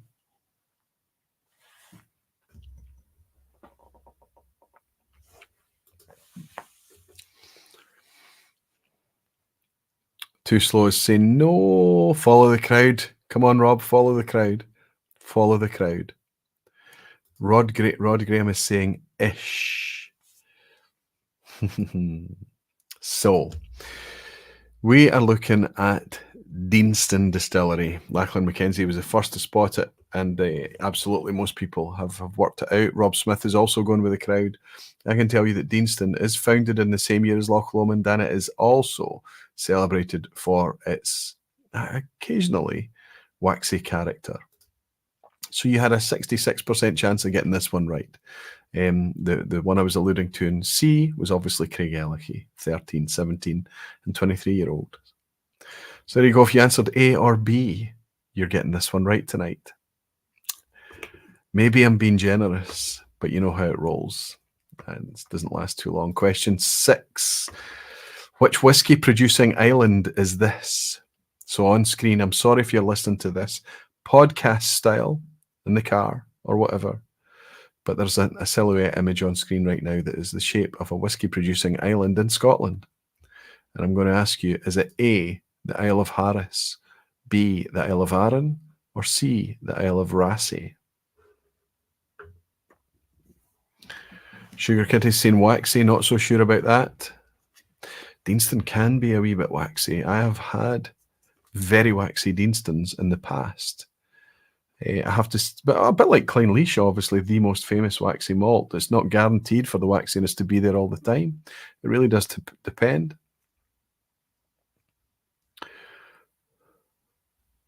It's not where we are, says Helen. She knows it's not Isla. She's not looking at a map of Isla.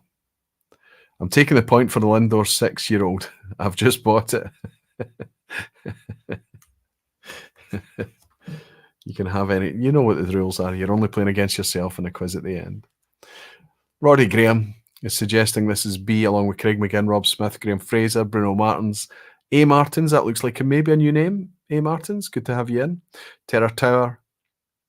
Ian Bruce, Stu Baby, good to see you, Stu Baby. Brian Cabayas is saying B. Everybody thinks it's Aaron, and indeed it's right, despite the fact that I've cut away the Holy Isle, which makes it look like a face eating something. So it just kind of looks like a face a wee bit. If you answered B, absolutely spot on. Roll into question 7. In which country would you find the St. George Distillery? Where does St. George Distillery hang out?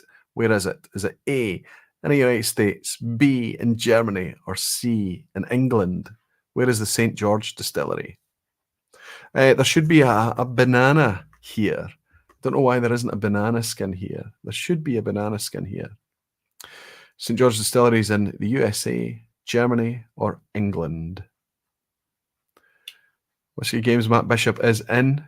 Currently doing well. He's got his pass mark already on a 5 out of 6. Gabriel Welding is here. Good to see you, Gabriel. Steve Atkiss. Mark Chapman still in at the end. So good to have you hang out with us at the weekend, buddy.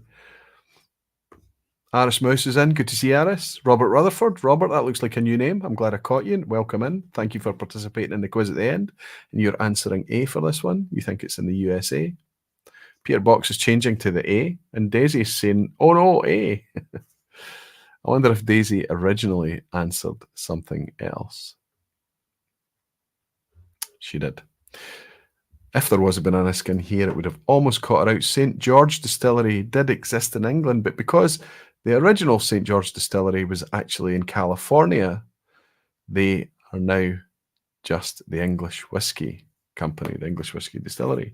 I don't know if there was any to or fro there, but the St. George Distillery is now firmly established in America and California. Too Slow Rob he's twitching. He's on a 7 out of 7 along with Peter Box. Nicholas. Whiskey with Molly swearing. OFFS. Where's Roy? Roy of Ymir in Norway. Good to see you, buddy. Sugar Kitty on a 7 as well. Graham Fraser on a 7. Hellswood Few on a 7. Chris Pollock on a 7. Brian Cabayas on a 7. Alistair McPhail. Good to see Alistair. Great to hang with you at the weekend on a 7 as well. Okay, question 8. The Only Scotch Whisky Awards is now in its 4th year. How many winners have been announced since it began? Should be an asshat here. So not only do you need to be knowledgeable about the Oswas, but you need to be good at maths as well. How many winners has been announced since the beginning of the Oswas in its 4th year? A, 26 winners. B, 27 winners. C, 36 winners. How many category winners have been announced in the Oswas since it began?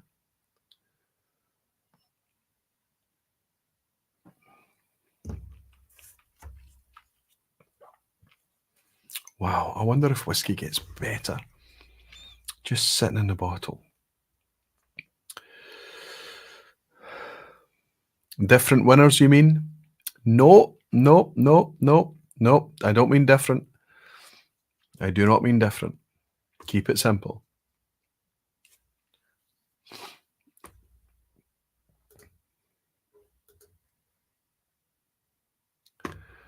Hakan, 2 out of 7. I win for the worst score.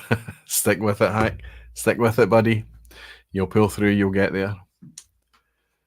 You'll get better and better and better. You just by osmosis, just by this community, this crowd of knowledgeable whiskey folk. I'm going to give you all a wee chance here.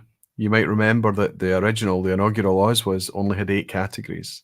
We have now got 9 categories. In the second session in 2022, we added an extra category to make it 9, and it's been 9 ever since. Does that help you? Rod Graham is saying it certainly changes the bottle.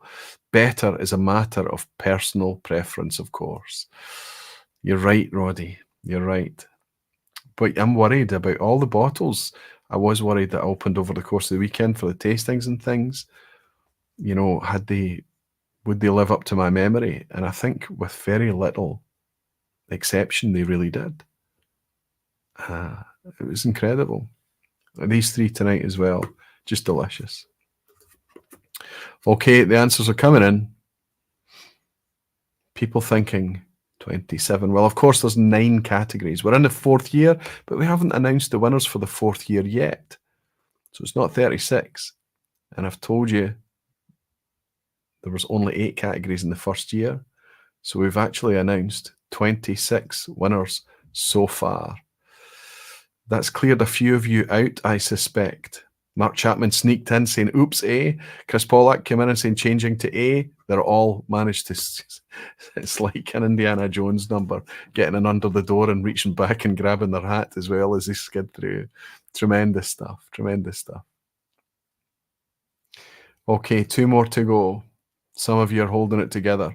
Graham Fraser is one of them. Peter Box. Last second change, well done, Peter.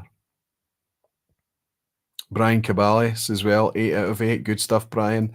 Question 9. I am a distillery. My malt is lightly peated. I've had a visitor centre since 1986. My typical core lineup is a 12-year-old, a 15-year-old, and an 18-year-old age stated. And I also added a cask strength to my lineup in 2020. Who am I? I am A. Bamore on Isla, B. Highland Park on Orkney, or C. Jura on Jura. Lightly peated, visitor centre added in 1986, 12-year-old, 15-year-old, and 18-year-olds all exist within my age statement core range. And I also added a cask strength in 2020. Who am I? So we go on this Klein leash.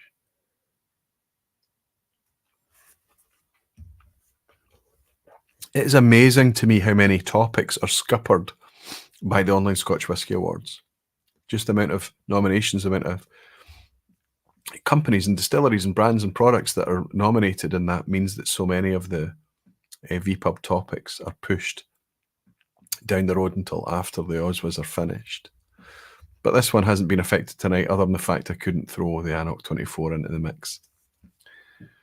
Everyone's saying B for this one. Everybody thinks that Highland Park has got a 12, a 15, and 18-year-old age statement in the core range, as well as a recently introduced cask strength and lightly peated spirit. And of course, they are spot on. I think I gave you a comfortable low ball as we roll into the ass hat at the end. How are the scores doing before I bring it up? The cask strength at Highland Park was a great addition, says Raoul G. Good to have you in, Raoul. And I agree with you. I was quite surprised how good a whiskey that was. Raoul is also on a 9 out of 9, looking for his 10 tonight. Fantastic. Wondering how many others are on a 9 out of 9. Mark Chapman on 9. Ooh. There is now a French World Whisky Awards contest section. French spirits, only Aquavite. First year. Is it community? Is it grassroots stuff? It would be fantastic, Greg, if it was. Really cool. Be interesting to see how it's run as well. I wonder if they're going through the same battles that we are going through. A lot of negativity out there, despite the fact that you try and do things as earnestly as possible. There's a lot of kind of blowback, and it's kind of difficult to deal with at times. I've had to avoid speaking about the Oswas over the last few weeks, if I'm honest, but I'll speak about it next week. And there won't be much time left by the time I hook up with you on Thursday night next week. So we'll be plugging and pushing everyone. In the meantime, if any of you are involved in communities or places that you can share the link to vote and participate in the Oswas, understand the idea of an echo chamber will be diluted by the more people that participate in that. So share it in your groups, share it amongst your whiskey pals, share it wherever you think people are not participating or know about it yet. And believe me, trust me, that it is legitimate and it is 100% as fair as it can possibly be. If people want to criticize it, that's great. I'm open to it, I really am. But nobody seems to come up with solutions to the problems that they bring up. They really don't, as if we haven't agonized over it, right? Check your WhatsApp for a picture of the Lindor 6-year-old Mon the Barflies. I'm fighting for your score. I believe you, Ben. I believe you. Yep. 6 years, Lindors.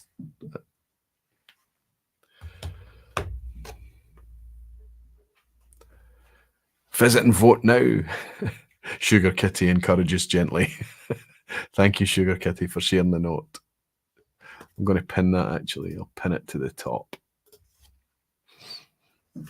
Okay, asshat, last question. Here we go, the one you're all waiting for. Quite a few of you in with a chance of getting a 10 out of 10 tonight. How many single malt whiskey brands appear in the top 30 whiskies of the world list? Every year they publish it in the back. Ingvar publishes in the back of his malt whiskey yearbook.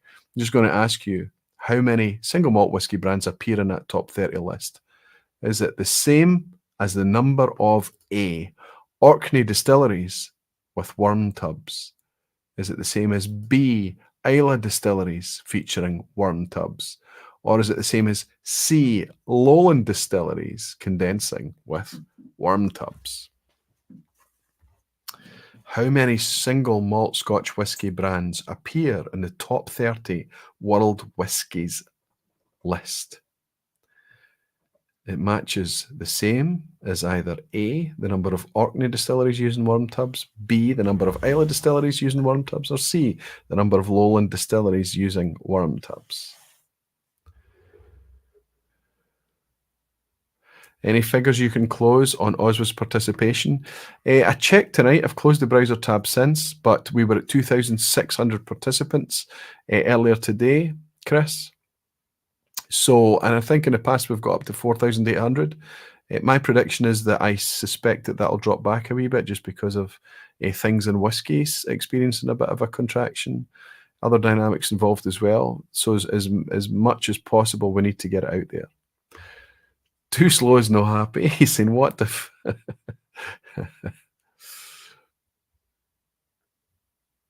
Black Fen is saying, well, listening along tonight, I've been bottling sample sets of Oswa Best Scotch nominations to hand out to folk and ask them to vote in at least that category of the Oswas. Conrad, you are a superstar, my friend. If you were close enough, I'd hug you. Thank you for your effort. I hope that that ends up being something that you guys can actually enjoy and surprise yourselves with too. Thank you, buddy. Okay. How many single malt whiskey brands appear in the top 30 whiskies of the world list? Well, I can tell you that Orkney, there are no distilleries in Orkney. Scapa, Highland Park, of course, but neither of them use worm tubs. On Islay, it's only Ardnahoe that uses a worm tub condenser. In the Lowlands, we've got Glenkinchie and also Rosebank using worm tubs. I can tell you that there are 0 single malt whiskey brands in the top 30 whiskies of the world list. None. There are plenty Scotch brands. There are plenty Japanese, American, and loads and loads and loads and loads of Indian whiskies in the top 30 whiskies list. None of them are single malt Scotch whiskies. Did anyone make it through to the end? Royal Vermeer got a 9. Superb. Raoul managed a no. He got a 9. So close, Raoul. Thank you for participating. Still an impressive and fantastic score. Peter Box on a 9. Steve Atkins, Pete Head, and Daisy all on 8s. Whiskey Games, Matt Bishop on an 8 as well. Greg's Whiskey Guide in France and Matt Fullick both on 7s. Ouch, says Helen, on an 8. 7 for Lachlan. Alan McLaughlin on a 9. Oh my goodness, did I wipe everyone out? Brian Cabalis is on a 9. Happy with it. He's saying good. Thank you for your pragmatism. Dave the Brave. Good to see you, Dave the Brave. On a 9 out of 10 as well. Fantastic score. Stu Baby. A. Martins. Bourbon and Books. Bourbon Books and A. Martins, thank you for participating. On 7 out of 10, all three of you. Daft Kermit on a 7 as well. Des on a 6 out of 10. Des still made a clear pass back. You've got to celebrate it. Cadgewith is on a 7 out of 10. Fantastic. Thank you for participating tonight. Craig McGinn on an 8. Brian on a 9. Bonus point from Rod Graham gives me an unofficial 10 out of 10. Good night. Thanks for your generosity, says Ben. Only counts if you'd stayed and done it live, big guy. Thank you for your generosity. And Graham Fraser takes the plaudits, doesn't he? He manages a 10 out of 10. It had to happen. It's your birthday week, big guy. You had to get a 10 out of 10. But honestly, Graham Fraser manages it, whether it's his birthday week or not. Thank you all for participating. Thank you all for being here. Thank you all just for hanging out with me while I sat in front of you and shared silly stories while I opened some really, really special bottles of whiskey. But for me, the pleasure that I've had in recent days and weeks out of opening special bottles and getting to share it with you gave me the confidence to open special bottles and enjoy them myself. And if I didn't need a wee bit more encouragement, I got that fantastic message direct from superstar Billy Saunders, and that was it. I just had to go ahead and do this thing. And I suspect that with our overaccumulation over recent years and with the future inevitable overaccumulation that will come from loving and falling in love with this amazing thing that is whiskey, that we will end up with those bottles that languish there, waiting for the rainy day, waiting for the malt moment, the special friend, the special occasion. If we're fortunate, they come. And I wish you all, every single one of you, and everyone that's picking this up on the replay, I wish you all the very best of health here and in the future for you to open those whiskies at your whim when you fancy. But remember that we can only enjoy them while we're here. I'll raise this glass of delicious, wondrous, deeply rich Clynelish and remind you all that you're very dearly loved. And I look forward to hanging out with you again next week. And until then, I'll raise this glass. Slàinte, beautiful whiskey folk. Cheers.